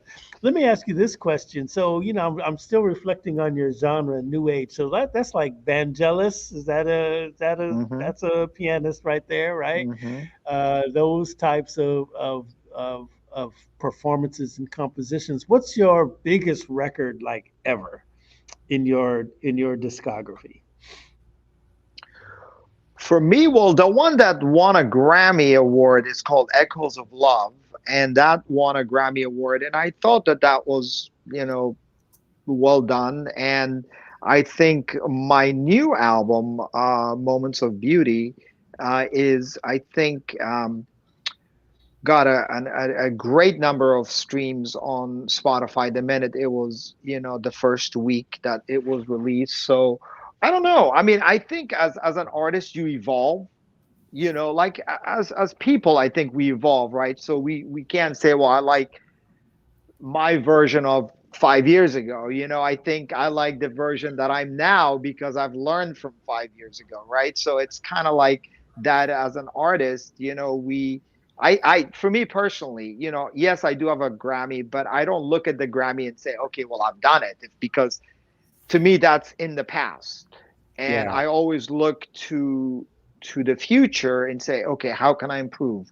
How can I do something better? And interestingly enough, my very first album that came out in 2002, Opal Fire, it was very simply made because I had no money, and I just did it on a keyboard, and I did all the instrumentation and everything myself. And once it was released, it went to number 14 on the New Age Billboard charts, and I was like, okay, wow. I think I'm in the right path. So come last year when I started this new album, I kind of did the same thing. I did all the instrumentation myself. The composition and all of that, except this time I got a string quartet, where I don't, the strings and stuff is very hard to play on keyboards and things like that. So you really want the real violin, the real cello, viola, all that stuff. But as opposed to my previous one where I had an ADP symphony, where we went to Europe and recorded a symphony and did all that big stuff. So I'm just coming back to really where I started from. But as an artist, you shift. You just kind of go whatever life experiences and takes you. Rhonda, if you have any questions for Mr. Omar there, I know you got to run and everything, but I'm sure you'll be back. But certainly shoot away as you go. What's your parting shot with our new friend Omar? I think he's amazing. I got a chance to hear his music, and I'm so proud to know that he's a Long Beachian. I think that's the coolest. I know that arts and creativity and being in a space where your life and everything around you as an artist and a creative being is really important. And so I just think it's awesome that an artist of your caliber is living in Long Beach as your home. And I just wanted to, I wanted to know what inspires you as an artist, where creativity and your environment is so essential. What makes you stay in Long Beach and still be able to flourish and be creative as you are? Well, Rhonda, that's a really good question. Look, Long Beach is no little town. It's not like you're stuck in a farm. This is a city that has everything. You go to the beach, you got this wonderfully diverse, city.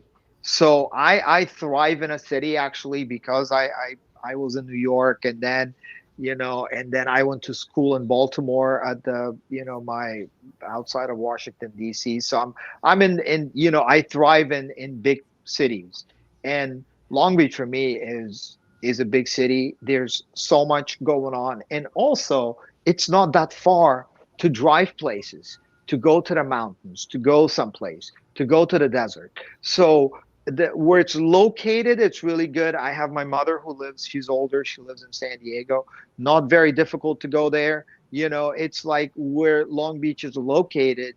I think that's one of its really high points for me because not only the city is great itself, but also it's it's has access to so many different places. So for me, being creative, look, I got a couple of kids. They keep me inspired. They provide me free entertainment, all the time. My son is 8, turning on 9 next month, and my daughter is 11. So we love the school district where we live. We're near the in Bixby Hills area, across from the Long Beach, the Cal State Long Beach. So it's just a great place to be. It's a diverse city which we love. So yeah, I don't think there's any shortage of inspiration when it comes to the wonderful city of Long Beach. Yay. Thank Yeah, you. it's so interesting, Rhonda. Look, you got Omar Akram, Grammy Award winner. Dr. James Bass, the head of the conductor, I should say, of the Camerata Singers, Grammy Award winner. And his name escapes me. There's a gentleman that is on the artist registry of the Arts Council for Long Beach that won a Grammy last year for Best Album Artwork, right? And so it's like all these Grammy luminaries right in our midst, right inside the city. And I think that's a beautiful thing. Yeah, that's awesome. Rhonda, I know you got to run. Are you going to come back? I will Give come me back. something. I'm gonna go plug so I can get some more charge here, and I'm gonna come back and hang out. But Omar, it was so great always to see you and talk with you, and I appreciate you and thank you for all that you do, the music that you make, the inspiration, and the people whom you touch that you probably will never physically see, but you make an impact on their lives. As a luminary, I just want to thank you for that. Thank you very much, Rhonda. So, and again, I'm so proud of what you've accomplished and you've done, and thank you for your presence. And hopefully, I'll run into you at some point in person. You know, Yes, absolutely. All right, looking guys, I'll let forward you to it. continue to talk. And All I will right, hop back good. on later, Gregory. All Thank you right. for Peace doing and this today, blessings. too. Okay, Yes, bye-bye. yes. Bye. Yeah, Long Beach Gives Day, y'all. And man, Long Beach Gives, we're raising funds for nonprofits all over the city. We're talking about Long Nice. Beach, Omar, and in this program, there's more than 250 nonprofit organizations participating in the Long Beach Gives experience, and just they're plugged into the platform longbeachgives.org, and people can go and donate, to their favorite cause out there in Long Beach. For us, we're supporting the Arts Council for Long Beach and also the Dream Creator Studio. And most everybody that's come through on this morning has a respective nonprofit. All of them are in the chat right there. You all just hit those. You'll see, if you look below, you see all these links in there. Just hit them up. That's where you could, your Nice. access point where you can get in and donate with us. Arts Council for Long Beach, Dream Creator Studio, uh, through our Long Beach Rising, just on and on and on. Just go ahead and support arts and culture in Long Beach. I am listening to. I also play piano, Omar. I'm not that good. I'm actually reteaching myself. When I was a child, I was classically trained and reading music, going into the Tchaikovsky festivals, the Mozart festivals, winning the medals and all of that. I can still read music to a certain degree, but I've always had an ear for music. When I build shows, I can hear what the musicians are hearing. I mean, it's just my gift and everything.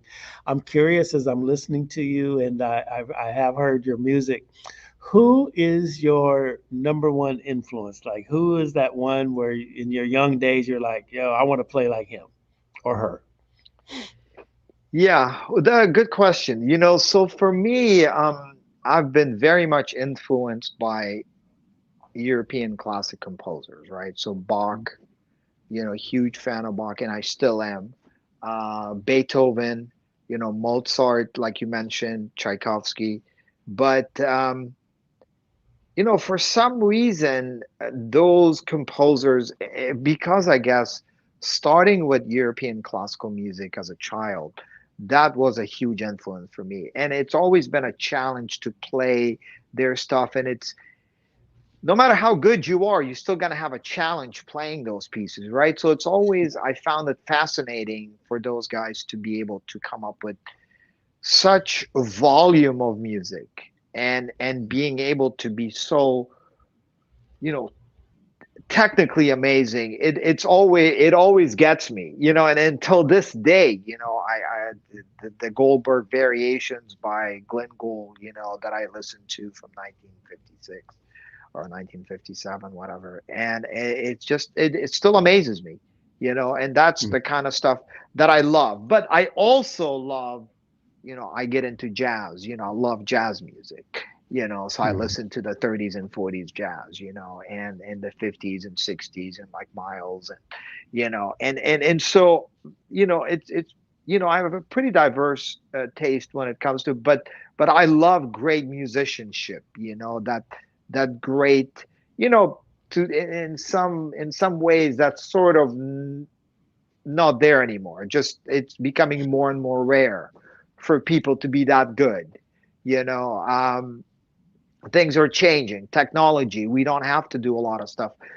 You know, I went to a music school, a conservatory, where you learn stuff. You have to write music. You have to be able to conduct it. You have to be able to a lot of that stuff is not there anymore. People just by having a computer or having, some technology, they feel like they can just do the same. But, I come from an old school. For me, you have to learn these things and be able to do it. So, yeah, I mean, there's a lot of great musicians out there, great composers, that 200 years, 300 years after their death, we're still inspired and awed by them. So I do listen to those guys. But yeah, I'm like anybody else. I listen to a lot of music, myself that I So let love. me ask you this question, Omar. It's so funny. Yeah, a lot of composers that 200 or 300 years from now will still be, or not me, but they will still be listening to these compositions, and it's an interesting, just a analytical, I guess is the word, question that I often ask when I'm in these arts and culture spaces, especially with the academics that I come across, as part of the Arts Council. So Tchaikovsky is you describe them as a European classics, and you are the first person in my many, many, many hundreds of conversations in what I'm about to ask you, where you specified, delineated the European classic. I was just, when I talk about classic, generally speaking, right? And so here's the question. So when I look at the charts, I see a Tchaikovsky classical composition on the chart, but then I put a Stevie Wonder composition on the charts next to it. What makes Tchaikovsky a classical composer and Stevie Wonder or somebody like him is not? Right. Let me just go back to what you were saying about the European classical. I think you know, where I come from, where my parents come from, Afghanistan, they're very much Mm, influenced by Indian classical music, right? So that's a mhm, huge thing with the mhm, sitar and mhm, tablas, and those are what they describe, which is this beautiful, huge body of work from they call it Indian classical music, and it's mhm, the mhm. ragas, things like that, which is very influential in that part of the world, and it's humongous, So like so Ravi Shankar. Ravi Shankar, for instance, that was Indian classical music. So that's why I make that distinction, because it's important. Then you have, Mm, you also have Chinese, that mhm, from that part of the world where you have these classical music. So mhm, that's why I make the distinction, especially with the Indian, because I know my parents in some ways grew up listening to Indian classical music, and people from that part of the world. So we always sort of, because if I don't say that, if I'm in some gathering and I say classical music, they assume I'm talking about Indian classical music. mhm, So that's why I always say European classical music, mhm, just mhm, for to make a distinction. The second thing is, I think every artist in that caliber, and I put Stevie, in that, really, really high level caliber. Tchaikovsky, obviously, you're talking about apples and oranges, right? So you're mhm, talking about things that, Tchaikovsky's, obviously he's an orchestral guy. He's, but it you know, I think and a lot of it is non-vocals. What Stevie does is he tells us a great story, right? He mhm, tells us a great story through this really fun music, right? And they're just both wonderful. And I think Stevie 200 years from now will be a classic as well, because people mhm, will look back and say, yeah, not everyone will stand out, but I think Stevie is one of those artists that will stand out 200 years from now, that the people will go back and say, wow, he was great, like a Miles Davis, for us. I mean, it hasn't been 200 years, but I'm sure 200 years from now, Miles Davis will still be Miles Davis. So I sure. think, yeah, I mean, I don't really look at it and making comparisons like that, but I think great art is great art, right? So it doesn't matter who does it. Uh, if it really, first, it has to connect with people. That's the way. I mean, that's the barometer that I sort of set for my music. Mhm, First, does it connect with you when I play it for you? And if it doesn't connect with people, then it doesn't really matter. mhm, But if it connects with people, and something that Stevie connects with people. His mhm, music connects with people. It takes us back to a certain time in our lives, right? So when I listen to a great Stevie song, it's like, wow, it mhm. takes me back to, early 80s or whatever, right? Sure, And sure. it's great because just his singing and the music, the arrangement, everything is just him. Mhm, It's not copied from anybody. It's not, and that's what makes him him. No one can do Stevie but Stevie. And mhm, I think that's a sign of a great artist. mhm, Tchaikovsky, when you play the first probably 2 minutes of his composition, I know it's him, because mhm, just the way he lays his chord and the way he does. Yeah, I mean, he's a, the way he does his stuff is obviously very different. It's a mhm, more complex piece of music with this huge orchestral kind of work. But yeah, I mean, they're both great artists, and both will stay on for generations. mhm. So What is your favorite brand of piano. So, there's people who like the Steinway. There's, the Yamaha. What's your favorite high-end instrument? Or does it Well, matter? it's sort of when it comes to piano, it sort of does matter. Yes, I want a piano that is tuned, a good tuned yes, piano, just so yes, you know, in yes. case you ever ask So me I to should play say, the I should piano. say, assuming that it's tuned. So please, if you ever have me play the piano somewhere, make sure it's tuned. Uh, Nice. that's the first thing. The second thing is I grew up. When I was in school, we had a brand called Kawaii, which Hmm. is Korean, and then Steinway's, I think, for me has it's a personal thing. Some people like Yamahas, some people like, you know, Steinway, some people like, a fancier ones called a Bosendorfer, which is very, Hmm. very expensive piano. But for me, if I really had a choice, I would go with a Steinway, just the way it feels for me personally. But every Hmm. pianist is different. It doesn't mean that Steinways are better. It just Hmm. means that it has a certain tone and certain feel. I think it's very important for when you play the piano, as you know, since you play the piano, the feel of it. If it feels too hard, the keys to press down, then it feels a little weird. If it's too soft, then it feels like a regular keyboard. It has to Hmm. feel a certain way for it to really, you know, be great for Hmm. me, for instance. So usually I don't have a choice. I get invited. If I go to play at a performing arts center, they said, okay, we have a Yamaha, then okay, then I play the Yamaha. I just make Hmm. sure it's tuned, Hmm. but the rest, I would say my personal preference would be a Steinway. Hmm. Let me ask you, do you ever play an electric piano? Like, Yes. what's your thoughts on those? Okay. Plenty of times, Yeah, yeah. because you can't really have a grand piano in most, like in a lot of the stages that you have, because it's so heavy and it's so big, and some venues don't even have them. So you do Yeah. an event and keyboards, and yeah, I play the keyboards.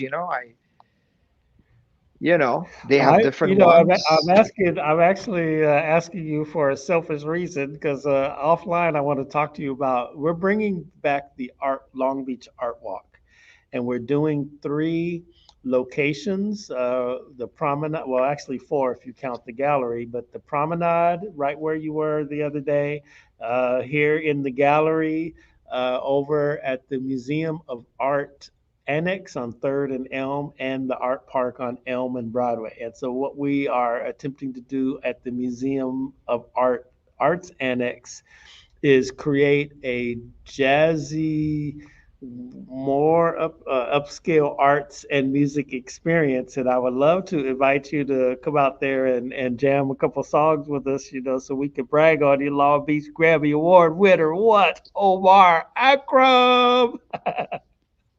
Yeah, I think it will Anytime, be Greg really, really J. great. Anytime. You got something going on, let me know if I'm in town, if I'm available. I'll be more than happy to come by and hang out for sure. But what you're saying makes a lot of sense to me, and it sounds wonderful, you know? I can't put a Steinway on that little stage out there. That's what you I'm know. saying. That's what I'm saying. You Yeah. can't put it. So a lot of the times, when you do, some of these events, you just need to have a keyboard. You just want it to have like 88 keys. You want to have a Hmm. sustain pedal, Hmm. and then the performer would just have to adapt and do it. But let's say if you have me do like a full-on concert, let's say we do it at the Performing Arts Center, then yeah, we need a grand piano. Then in addition, we need some more keyboard, just so you can have a whole Yeah. full setup, but Nice. which All I would right. love to do, Nice. by the way. I would love to be perform at the Performing Arts Center. Oh, let's go. We go. Well, come on, we going in now. Oh man, we're gonna make that happen. That's Let me ask that's you a question. So, has any of your music been? I'm reviewing in my mind's eye the genre, right? The new age genre. Are you in any soundtracks that we should know about, or what are some of the other uh, places we might discover your music? so the okay. So the music, as far as the music itself, is like I said, it's playing in like a lot of like the venues, like casinos.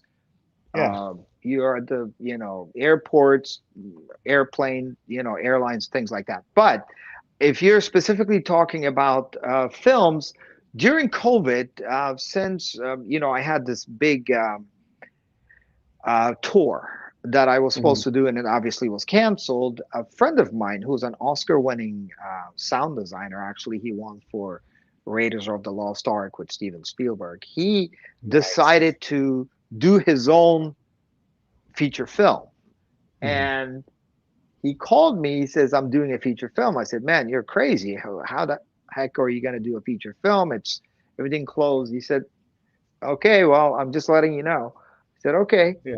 He said, when it's ready, I want you to come and do the music. I said, "Okay, well, whenever." I said, "It's COVID time. You're not good." So 3 months later, he calls me back. He goes, "Oh, my movie is done." I go, "What?" He goes, "Yeah, well, we took all the COVID protocols and all that. We did it." So Hmm. he made a full on feature film, and and he said, "Do the music." And I was like, "Well, I don't know if I can even get an orchestra or anything."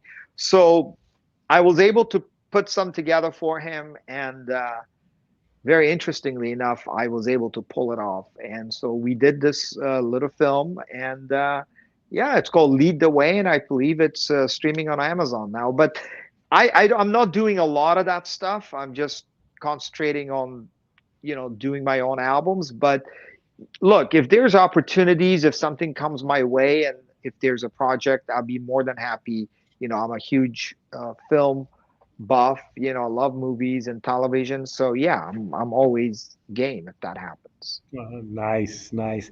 What's your website and everything? What's the contact point for Omar Akram? I'm put it in the chat right now. Well, thank you. It's omarakram.com. That's pretty simple, right there. That's all you need. And then when Yeah, you go yeah. there, you see my new album, you see all the links, everything that you need is there. All right. Any last words you want to say to the people who might watch this and they want to support arts and culture in Long Beach? Well, I want to say, first of all, I want to say thank you to you, Greg J, because you are a figure that, knowing you for a short time, I have to say that I'm really, really impressed by your enthusiasm. And first of all, I got to tell you, your personality, man, you shine. I mean, I got in Oh, on that day that we met. You're like a light. Like it's just amazing your smile and your warmth, so I think for me to have someone like yourself representing us and doing what you do, I just want to thank you. And to everybody out there, we have to support the arts. It's very, very important. It's the vital, that's the blood that's what that thrives, everything else. Because as we know, if kids do well in arts, if they play an instrument, they do some artwork, then look, their other things in school are much, much better. I could tell you with my own kids, I could tell you from my own experiences, I was very good in school. Just playing the piano just helped me with math, helped me with other things. So supporting the arts is number one. And Greg J, thanks to you and everyone else like Rhonda, coming on today and just really um, leading us into this wonderful thing that you're doing. I'm just an honor to be a part of it. I want to thank you for the invite, and we will do whatever we can to support, all of these great organizations. So thank you, Greg J. all right. Thank you so much, Omar. I'll be speaking with you soon. I'm gonna give you a ring after we're done. Probably tomorrow because I'm gonna be on here all Please, day. But you got to I be want there all to. day, man. You won't be able Yeah, to man. talk after you're done today. So, all There right. you I'll talk go. to you soon, Greg. Thank you so All right, much. you got a deal. Thank you. All Take right, care. bye. Okay. Bye. Grammy Award winning Omar Akram. We're broadcasting live from the Dream Creator Arts Annex. We're located at 255 East 4th Street, 255 East 4th Street in downtown Long Beach. This is where the Long Beach Rising exhibit is housed. We are have built this little pop-up. It's an art lab, and we're trying some stuff in there. But if you remember in the wake of the murder of George Floyd, the um, business owners boarded up their storefronts with plywood, and the artist came out and painted beautiful pictures, beautiful murals on the plywoods, and we've assembled those in a gallery setting, and you can come and see them at 255 East 4th Street. We're on live on our across all of our platforms right now. We want you to go ahead and support Long Beach Gives. Make a donation. You can see our Long Beach Rising donation link in the chat. We're supporting the Arts Council for Long Beach. We're supporting um, Dream Creator Studio, and then of the other nonprofits, especially concentrating on the arts and culture sector in uh, the Long Beach area. You can support us. Whatever you can give is fine. I want to uplift right now the other nonprofits outside of Long Beach that I belong to, and I'll see if I can get a couple of them on the phone so that they can pop in and participate in the discussion. I am, yeah, right now my concentration is on Arts Council for Long Beach. My concentration is on Dream Creator Studio, but I'm also inherently linked with the West Angeles Community Development Corporation, nonprofit operating out of Los Angeles, particularly in the Crenshaw corridor, where we believe in promoting social and economic justice and alleviating poverty as tangible expressions of the kingdom of God. And we're doing a great work there, a faith based nonprofit taking care of underserved communities, building affordable housing, particularly for our seniors, providing programs and resources for people who want to be entrepreneurs, a robust entrepreneur training program, people who want to buy a home, a robust homeowners education program. I know so many other aspects of the CDC, the Community Development Corporation, that are essential services to the betterment of our community. And really glad to be a part of that. You can go to westangeluscdc.org, westangeluscdc.org, make a donation there if you want to support that work. They're not in Long Beach, so they're not part of Long Beach Gives, but I just wanted to amplify their name because we're talking about giving to nonprofits. I'll put the West Angeles CDC website in the chat, and you can get on there and help us do the work that we do in the Crenshaw area. At westangeluscdc.org. And there you have it right there for you. You can tap in, tap in, tap in. Trying to reach a few other people. I see them trying to pop in and out. Long Beach Forward is going to come through. We've been doing a movie screening with Long Beach Forward. They are a nonprofit here in Long Beach. And, uh,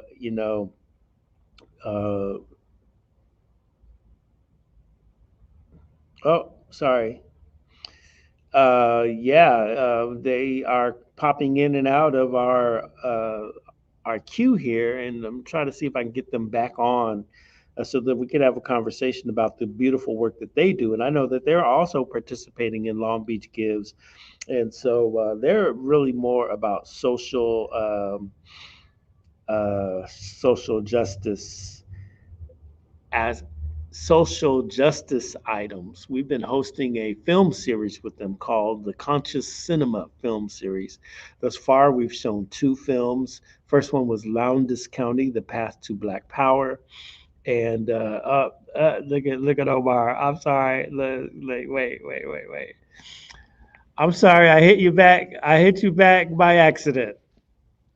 Oh, Yeah, well, but yeah, I mean, you're welcome to stay. It's all good. You're welcome to stay. I was trying to reach someone who was supposed to be joining us, and I was working fast, and I sent you that message just now. no It said you problem, can no pop in problem. now. You continue, do your thing. I gotta run Yeah, to pick up my kids from school, but great talking to you, Greg J. great talking to you too, Omar. Thank I'll you see you so next much. time. Yeah, Okay, yeah. bye. Okay. Yes.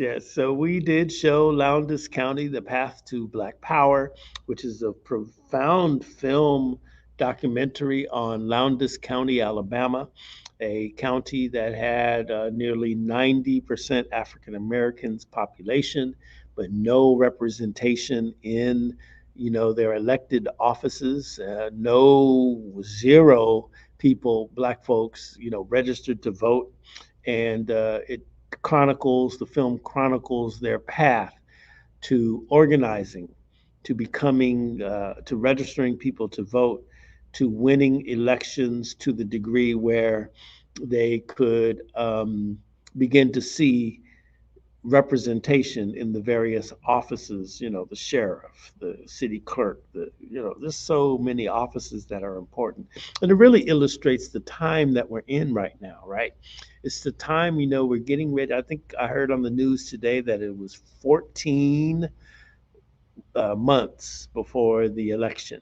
So this is 14 months of activism that we must take to educate people to make sure they exercise their right to vote. This is important. Make sure you participate in the processes that are around you.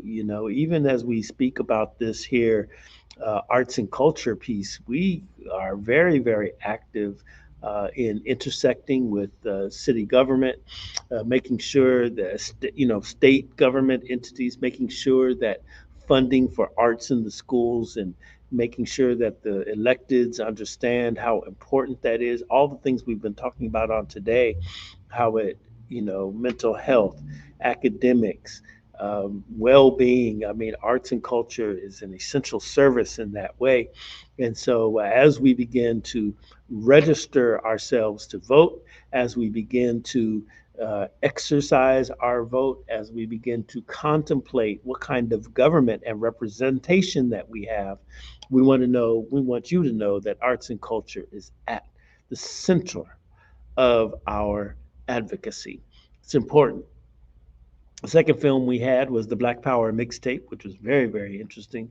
Showed a lot of highlights of the civil rights movement and against the music bed of, struggle songs, both old and new. It was very profound. Our next one we're going to do is this is the Big Payback, which is a documentary about the reparations discussion. Um, yeah, that's what it is. So bear with me for one hot second. I'm going to try to reach out. Let's see here.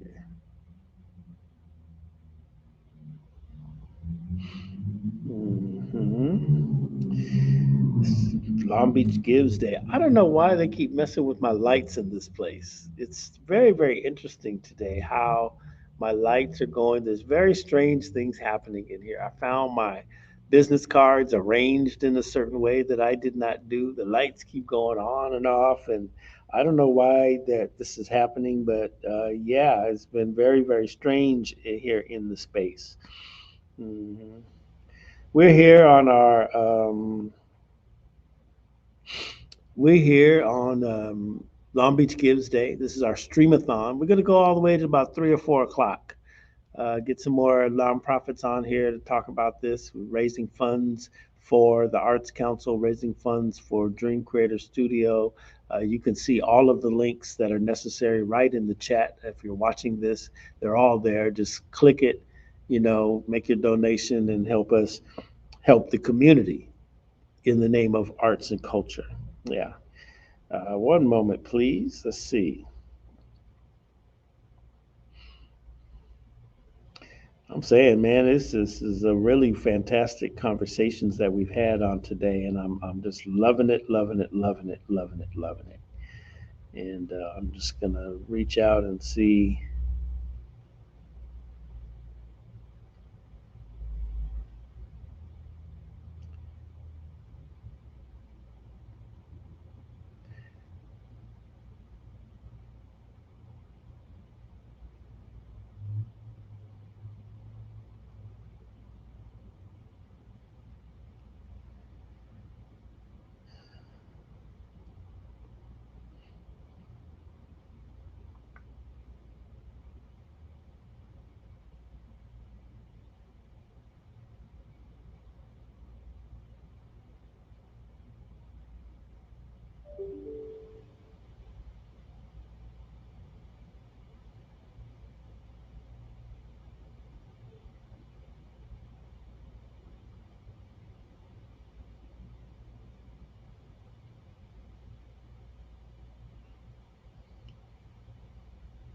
Yeah, just bear with me, y'all. I'm just trying to get it cracking here with the people, and see if we can get some folks in here.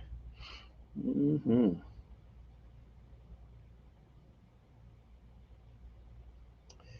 Talk about their various organizations. Doing a live stream. We're up. We've been up and rolling for about three, almost 4 hours already. So yeah, we're going hard. It's been profound discussions, though, right? And very profound. Let's see. This how to do it. Paste. Yeah, yeah, yeah.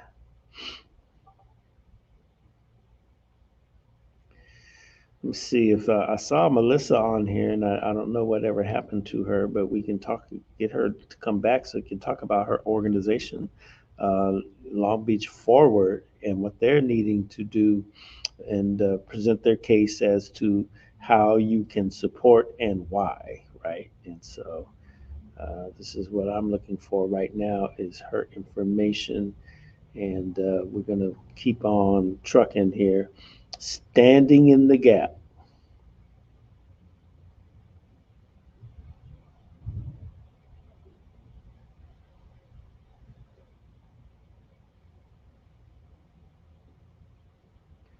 Yeah. How's your day going anyway? I see people watching a lot, people are coming in and out, coming in and out, and that's a good thing. Um, mhm.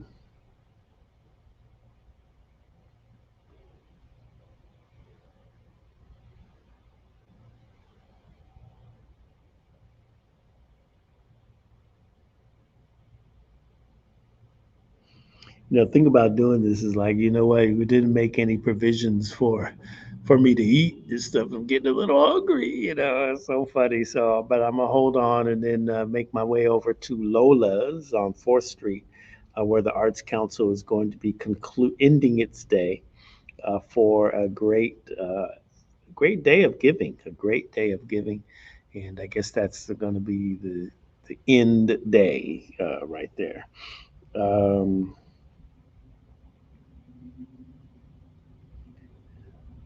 yeah, okay, I see Duke Givens out there. He got a nonprofit, the Care Closet. They're doing great work around the city. And let's just see here.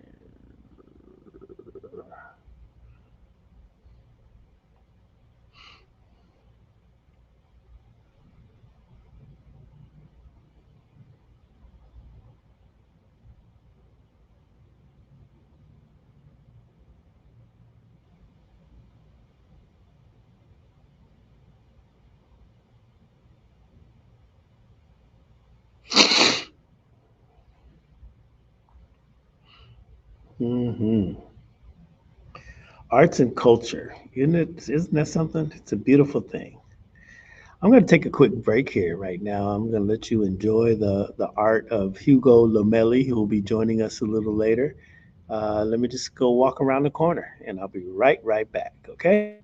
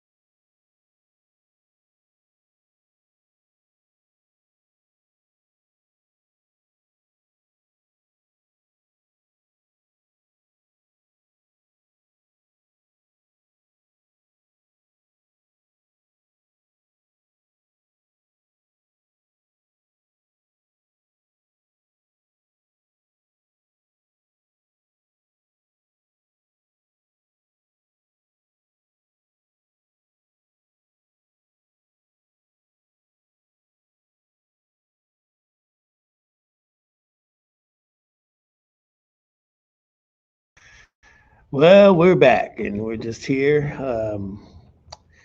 enjoying our day with you, trying to raise funds for various nonprofits around the city. This is Long Beach Gives Day, a time where the more than 250 nonprofit organizations are participating in this. This is a crowdfunding platform, where you can go on to longbeachgives.org, choose your various organizations that you would like to donate, and make the donation right there. All the nonprofits in the city, more than 250 of them actually, are participating in this, and it's a beautiful thing, a big thing, for you to really see how many nonprofits are worth their, making their mark, doing good in the city. Such a time as this is a dark time, it seems like, in our country. And to hear about all of these beautiful nonprofits, all of the work programs and services that they are doing, is really, really great. It's great to hear this whole thing. And so, yeah, it's just a nice thing. And so there it is. Yeah, yeah, yeah. Just trying to get some people on so we can see what they're going to do here. If they want to come and share about their different nonprofits, we would love to do that. This is a streamathon, is what we're calling this. We've been on since 9 a.m. this morning. We had Violet Brown, the music industry icon, um, record store, record retailer, executive. We've had Greg Mack, the one who started rap radio, 1580 K-Day, the Mac Attack. He was here. Alonzo Williams popped in, the godfather of West Coast hip hop. Omar Akram, he is the Grammy Award winning pianist, Long Beach resident here. We've had Ryan Hoyle of the Play Nice Long Beach nonprofit, Rhonda Love of Dream Creator Studio, Griselda Suarez, executive director of the Arts Council for Long Beach. She was here to talk about arts and culture in this city. We're just encouraging you to go on, tell a friend, tell a friend, tell a friend, tell a friend that, hey, man, I want you to support the arts in Long Beach. Long Beach Gives. Uh, you know, I'm even reaching out to folks outside of Long Beach, amplifying the nonprofits that I'm associated with that don't exist in Long Beach, but they're still doing work nonetheless. West Angeles Community Development Corporation, Living Legends Foundation. I'm not on that one. I just like the work that they do. So I want to amplify them because they do take care of those of us in the industry. They do some great work. I really love the events that they do because they are big reunions of people from my generation in the music industry. So I just lift them up. They got a big gala coming up, fundraising gala coming up that they do every year in October. So that's it's time. It's time for you to know about livinglegendsfoundation.com. Black Hollywood Educational Resource Center. They are doing their 25th um, short film festival, Black Men producing short films, and it's done in a festival uh, environment, and it's happening on this weekend. So I want to lift them up too, support that. So many things to support, so many people that are doing good in the community. And oftentimes we get so inundated with news that is bad and it's not this is happening, not that is happening. It's just really, really crazy. But what can we do? We see and hear these various nonprofits around our region that are doing really great things here. It's funny because somebody's trying to spam me on the LinkedIn, and I don't, or maybe you're not, but they're saying they have an international, legal, legitimate, successful operational system in place to help bring income to the homes. I don't know if that's discussing what we're trying to discuss here in this nonprofit work. Thank you, Gail Heath, for putting that in the chat of LinkedIn. But we're talking about arts and culture and fundraising for nonprofits on today with our Streamathon. We're approaching 4 hours in. Going to go a couple of more hours. Going to have a couple of more people come on and talk with us about arts and culture and everything like that. We just want you to give if you can. Long Beach Gives. That's what's going on today. I'm just going to put myself on mute for a couple of minutes here and then just run around the gallery here. Got to take care of a few things. Yeah, thank you so much for joining us on today. It's a beautiful thing. And, tell a friend, tell a friend. We have a lot of great conversations today, a lot of contemplations today, and it's been a very good discussion. I'm not going anywhere. I'm just going to go in the around here to the corner here, and we'll be right back if that's okay with y'all. Yeah, Long Beach Gives, y'all.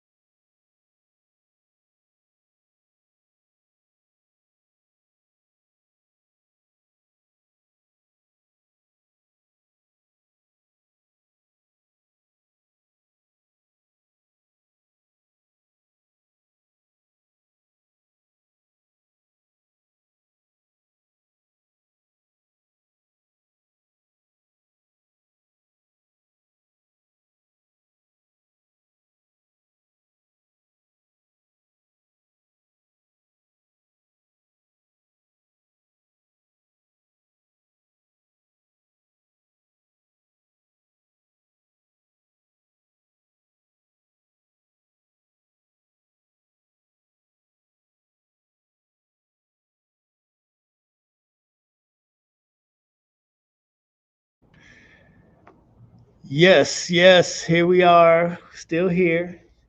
Streamathon is in effect here. We're just waiting for some folks to check in with us here. Various nonprofits around the region, centered on Long Beach, but still around the region. As we talk about Long Beach Gives, this is a time, a fundraising campaign that's going on right now, where the nonprofit community is gathered together on this crowdsource funding platform, donation platform. A shout out to Nonprofit Partnership for putting this together. Groundbreaking. It's really a innovative, way of raising funds, much needed funds, and much needed services for folks running nonprofits. And nonprofit community is really strong here in Long Beach, and it's important, right, for the people to support these different events. When I go through the list, let me just see if I can call up uh, some of the nonprofits. I'm going to go to the Long Beach Gives website and see if I can share it. And if you all bear with me, I might be able to pull this off here. Let's see here. Mm-hmm.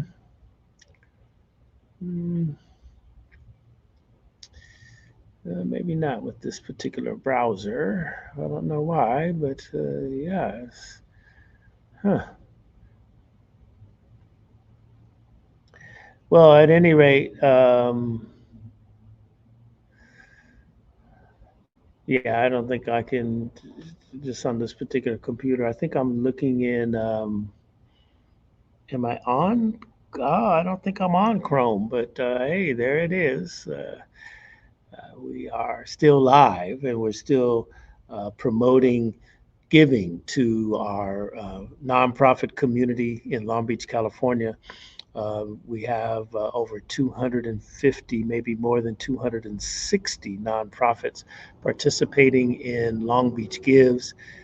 We are broadcasting live from the Dream Creator Arts Annex, where the Long Beach Rising exhibit is currently mounted. We'll be running that until October 14th. Then after that, we're going to change out and go to an all digital exhibit called Social Pivot. This one will be dealing with climate change. And yeah, you can just come down to 255 East 4th Street, give it a visit, kind of check out all of the plywoods that are here that are presented in a gallery setting. After the murder of George Floyd, business owners across the city boarded up their storefronts with plywood to mitigate against damage. And then it was such a post apocalyptic scene in the city that artists took to the streets to paint beautiful murals on the plywood. And yeah, we have a collection here. One such mural is behind me that says Strong Beach, as you can see. Several pieces of plywood stitched together.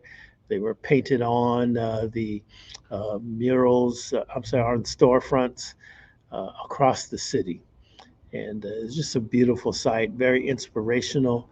It reminds the people of the importance of unity and coming together as a community, especially in the face of such stress and strain. The situation just illuminates the time that we're in. And what we're saying to get today is that arts and culture is a balm. It heals. There were some ladies here in the gallery, and that's what they were overhearing our conversations about arts and culture and mental health. And wow, as a healer, arts and culture is important. It's essential. It's necessary, profoundly important to our essence as a community, as a city, as a country. We also talked to Omar Akram. He's a Grammy Award winning pianist, the new age genre. It was interesting that we touched on the global aspect, the international platform of arts and culture. We talk a lot about that. as we are a global company. Yeah. So I think LinkedIn has just kicked us off because, uh, we're just doing a thon, a stream-a-thon. We're going to be here till about 3 or 4 o'clock, just talking to people as they roll through. Right now, over there at the Container Cafe at the City Hall, the Arts Council is having an event right now. Later on this evening, we'll be at Lola's, the renowned Mexican food place. We go over there, and it'll be, we'll be there. It's just all good, all good. Let's see.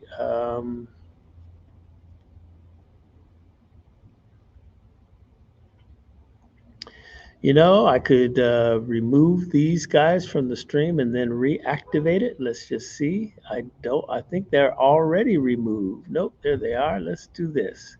Let's see if we can remove them and then come back. Because we want LinkedIn to be a part of this whole experience, saying? Yeah.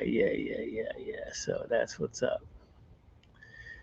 Okay, so we're going to remove that from our destinations and then bring it back. And so that's what technology is something, huh? You just got to keep up with it and be all over it. And it's a good thing, it's a good thing. So I think that might have worked. I think we're back on LinkedIn. Yes. Long Beach Gives Day. This is September 21st. Isn't the weather kind of strange these days all over the place? It is a discussion about climate change. It's relevant, right? The discussion of climate change and climate justice. The weather sure has me shaking my head all around. I don't know if evildoers are affecting our weather, or is it just that nature, the earth, is fighting back against our damaging her? I don't know, but certainly the weather is really, really crazy today. It's cooler than normal in Southern California, around 70 degrees, they said. And so sweater weather, as you see that I have my sweater on. And then I guess later on in the week, it's going to return back to the heat. What was funny today about listening to the weather report is that they were contrasting and calling out like fall, autumn. Oh, we're going to return to fall-like conditions, autumn-like conditions. And couldn't help but think, man, when do we have like seasons in Southern California? It doesn't happen, right? It's like, what are y'all really talking about? Because I can remember it being this time of year and being blazing hot, going back years and years and years, even prior to climate change discussions and everything. It's just an interesting dynamic. I don't think the news media of the day can properly, accurately put their finger on the pulse of the weather. I just don't think. I think there's so much happening in the atmosphere that no, they're not able to really tell us the truth like they used to. It's just my opinion on the whole thing. Wow, climate change. Well, we hope you've been enjoying this broadcast. If you don't hit it live, you can catch it on demand, and these links that we have in the chat are still very much relevant and active. You can go in and make your donations to the nonprofits that we're presenting here. This is about Long Beach Gives. This is about giving up, uh, amplifying nonprofit in Long Beach, nonprofit organizations in Long Beach, community-based organizations, all these people who are doing beautiful work here in the beautiful city of Long Beach, providing programs and services for the upliftment of the people, of the upliftment of the community. This is vital, vital work, and we need your help. I'm representing the Arts Council for Long Beach. The fundraiser is attached to our exhibit, Long Beach Rising, and that goes back to that goes back to the Arts Council for Long Beach. I'm also activating for the Dream Creator Studio through the exhibit Long Beach Rising. You can see the link there in our chat, and that will take you right to the fundraising aspect of it. Make a donation to the Arts Council, make a donation to Dream Creator. You've seen some other nonprofits here, Play Nice Long Beach. You saw the Arts Council here. We saw um, just quite a few discussions around music, around arts, around culture, all so that you can understand what those of us who labor in these industries are all about. But most importantly, sharing with you the nonprofit organizations that we support. That further arts and culture in our city. Taking it a step further for me, there's so many different nonprofits and community organizations that I am attached to, and I wanted to amplify the West Angeles Community Development Corporation. While they're not in Long Beach and not really a participant in Long Beach Gives, you can still click on the link to their website that's in the chat and go through there and make a donation to that place. The West Angeles CDC.org is involved in seeking social and economic justice and alleviating poverty as tangible expressions of the kingdom of God. And so, they're operating very heavy in the Crenshaw area of Los Angeles, California, but it has grown over the years and now spreading its influence all across the Southland. It's just an honorable organization to support. If you want to see what people are doing in the community, especially our community, check in with the West Angeles CDC. I wanted to amplify the Black Hollywood Education Resource Center. They're doing their men's short film festival coming up right here on coming up this weekend. They're a good resource for those of you seeking careers in the movie making and the filmmaking industry. They have resources, they have information, they have mentorship. It's a great community-based organization supporting the filmmaking industry. Black Hollywood Education Resource Center. I think they are bherc.com, BHERC.org, bherc.org. I want to uplift the Living Legends Foundation. That is the organization. I don't really work with them. However, I just want to support them just because they are all about helping and assisting those of us in the industry who may have come across financial difficulties. They support, and people get sick, they support. And I just think they're a great organization. I look forward to their gala every single year. I like that they honor legends and icons in our industry. I love, love, love the reunion aspect of it. For those of us who came up in a certain time of the entertainment industry, it's good to see what people are doing and how people are doing. And man, if you can, just support them. I think I might have put them in the chat. There's a few more that I could go on and on and on about nonprofit organizations around the city, around the region that you can support and lift up. We need your help in such a time as this, right? Long Beach Gives. That's what's going on right now. Give, give, give. So fascinating to talk. Like Greg Mack, Mack Attack. That's history, right? Radio history. And it's interesting how we were talking about perspectives from the, perspectives from our,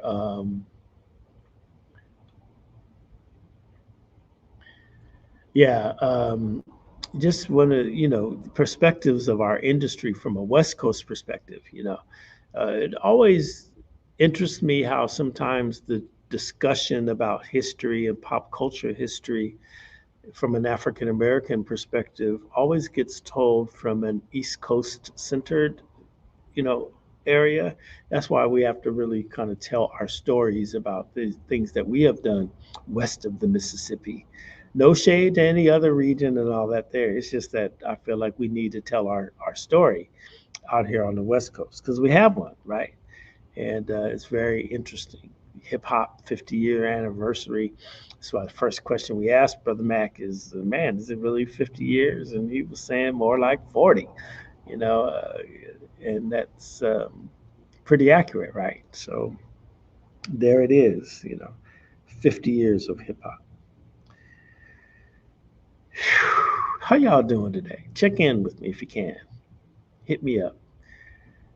There'll be a little dead time in the middle of the day, but that's okay. We're going to soldier through this streamathon. I'm going to stay on here until y'all come through and see how it is that you can support nonprofits all over the city of Long Beach, including Dream Creator Studio, through Long Beach Rising, our exhibit that we have going on right now, including the Arts Council for Long Beach, through the Long Beach Rising. Violet Brown was on here with me. She's on the board with me at the Arts Council for Long Beach, and she is a music industry icon. She was on here as we had these conversations with hip hop luminaries, talking about the music, talking about the exploits, the groundbreaking history that we all did, to make hip hop what it is in this day and time. What an awesome, awesome, awesome experience this is. Well, I'm here. I'm just waiting on some people to check in with me that said they would be here to participate and be a part of the Long Beach Gives. Yeah. Okay. So.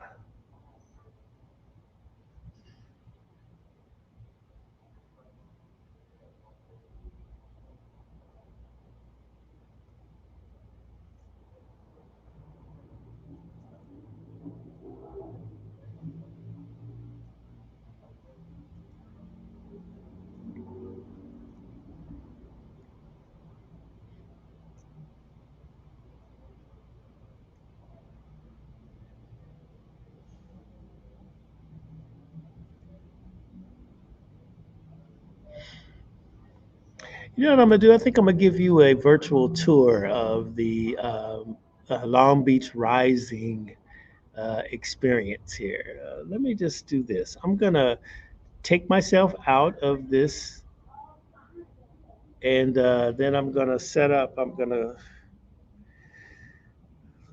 set up another camera here, and let me just see. Let's shut off my audio so we won't get any feedback when I do lock in. Okay, and then we'll go.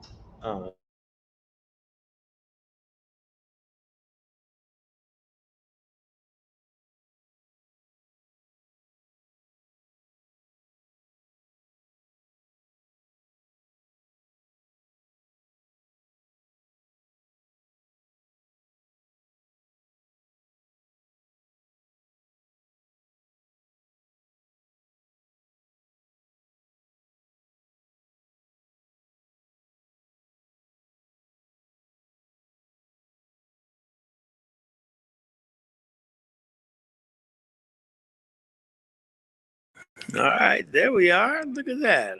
Okay. So let me just do this for y'all. I'm gonna go ahead and dim the other screen there.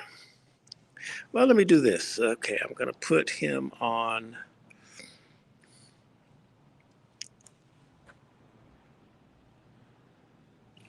I'll tell you what, I'm gonna make him. Technology is really something, isn't it? What we're getting ready to do is take you on an exhibit tour of our Long Beach Rising exhibit. Basically, what the deal is that in the wake of the George Floyd murder, right? Business owners in Long Beach took to the streets with sheets of plywood and boarded up their windows in order to mitigate from damage that was happening, that could happen as protesters took to the streets, right? And so it looked like an apocalyptic city. It was crazy, how crazy it was in those days. But what the arts community did was take to the streets and paint all across these plywood panels, messages of hope, messages demanding social justice, messages of love and healing to the community in such a strenuous time. We recently kind of rediscovered these pieces and now have built them into an exceptional art exhibit, downtown Long Beach, 255 East 4th Street in downtown Long Beach. And yeah, we are so proud of this exhibit. We want you to see a little bit of it. Let me just see. I wonder, can I change my camera a little bit so that you can see? Let me see. Maybe not. Yeah, well, we're going to do it this way. So, some of these pieces are huge, as you can see. Back there, there's Hugo Lamelli's work. He did that with Jesse Art as well. They're a collaboration. The exhibit is just phenomenal. And we have been able to build these plywood panels into an exhibit that is compelling, it's inspirational, it's interesting, and it's reflective of the time. People have come in here and broken down in tears, including today while we were on the air. The lady said, "I'm just tearing up. Oh my God," and that's really what's going on. We apologize for the lighting a little bit. We had to turn down the lights for our broadcast. This is one of my favorite pieces. See that? I don't know if you can see that, but I love that piece. Yeah, there it is. Oh. Yeah, messages of hope, social justice, are out here in our exhibit, Long Beach Rising. These protest panels have been forgotten in a, abandoned place. And we found them and we built them into a exhibit space. And so you can come down here and experience this. You can come down and learn about the history of these protest panels. You can support us through the Long Beach Gives as we are raising funds for preserving this exhibit and others and stewarding it in a way where it's stored properly. We'll seek other exhibit opportunities with various museums and entities around the region. It just needs to be shown. This is history that needs to be shown and discovered by the public. Judging by the reaction of the folks that come through here, man, I mean, it's emotional. It's powerful. It's very, very. It's just a big deal, that this is here for the people, especially for the people in Long Beach. Let's see if I can see that one. Yeah, look at that. Kind of a Dia de los Muertos type theme, right? Yeah. Let me see here. I just want to hold it right here. There we go. Look at that. Yeah. So there it is. Some very tall boards here where you see Black Lives Matter, Malcolm X messaging. This was happening all in the wake of the George Floyd murder back in 2020. We will share with you how we came about building our pieces. When you come down here, you'll see an image of Dr. Martin Luther King, which is one of my favorites right here. Such a beautiful, let me see, there it is. Such a beautiful exhibit of art. Street art, not graffiti, street art. There is a definite difference, right? It's funny, this piece that's coming up in the back is Audre Lorde. This one is one of the favorites of the exhibit. The people really, really like this. And the artist, Jose Loza, came by yesterday, and it was really a profound discussion we had about this piece of art and what it meant for him to paint it. He did remark as soon as he came in, he was like, wow, and I said, well, how do you feel? He goes, I didn't think we'd ever see it anymore, because this is street art. These people are committed to hitting up these boards and buildings and then take a picture of it and then it's gone. They're expecting it to be painted over, destroyed, taken down, less than so, not placed in sort of a semi-permanent exhibit type situation as it is here at the Dream Creator Art Annex. Yeah. So this is our exhibit, Long Beach Rising. We are here, we're open. We're encouraging you we're broadcasting our live stream live. This is a streamathon. We're encouraging you to support the Dream Creator Studio and the Arts Council for Long Beach in this dynamic experience. And I just want you to see some of the work that we're doing right now in the realm of cultural preservation. This is how we are getting down. I'm going to switch now to my other Cam.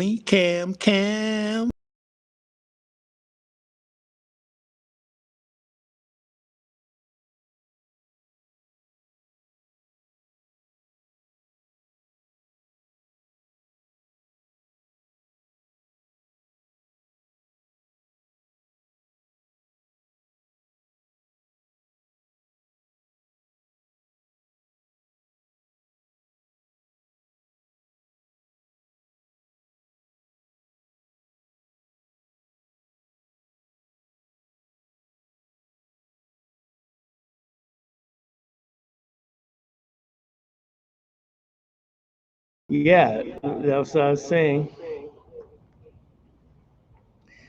Hold on.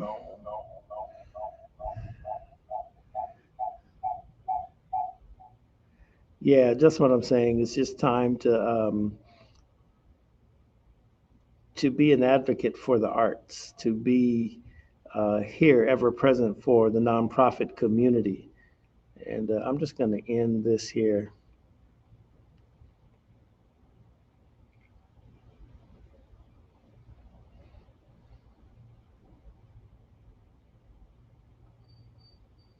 Oh, I know what I'll do. I'll kick you from the studio.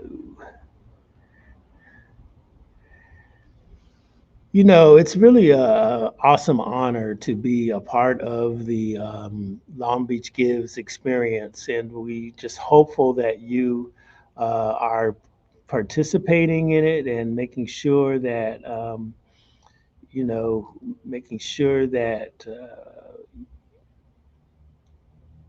just making sure that you support the arts. It's really an important deal, right?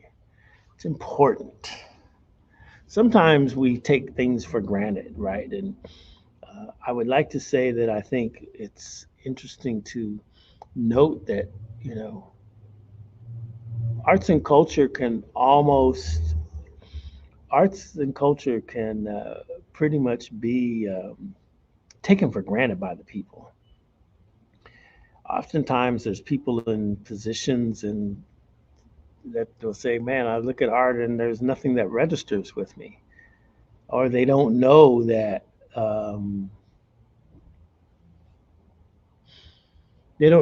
arts and culture can help with all of these healing factions towards mental health, towards reducing violence, towards just so much, man, that arts and culture does. That's why I stand with it. I rock with it, arts and culture. Hi, Rhonda.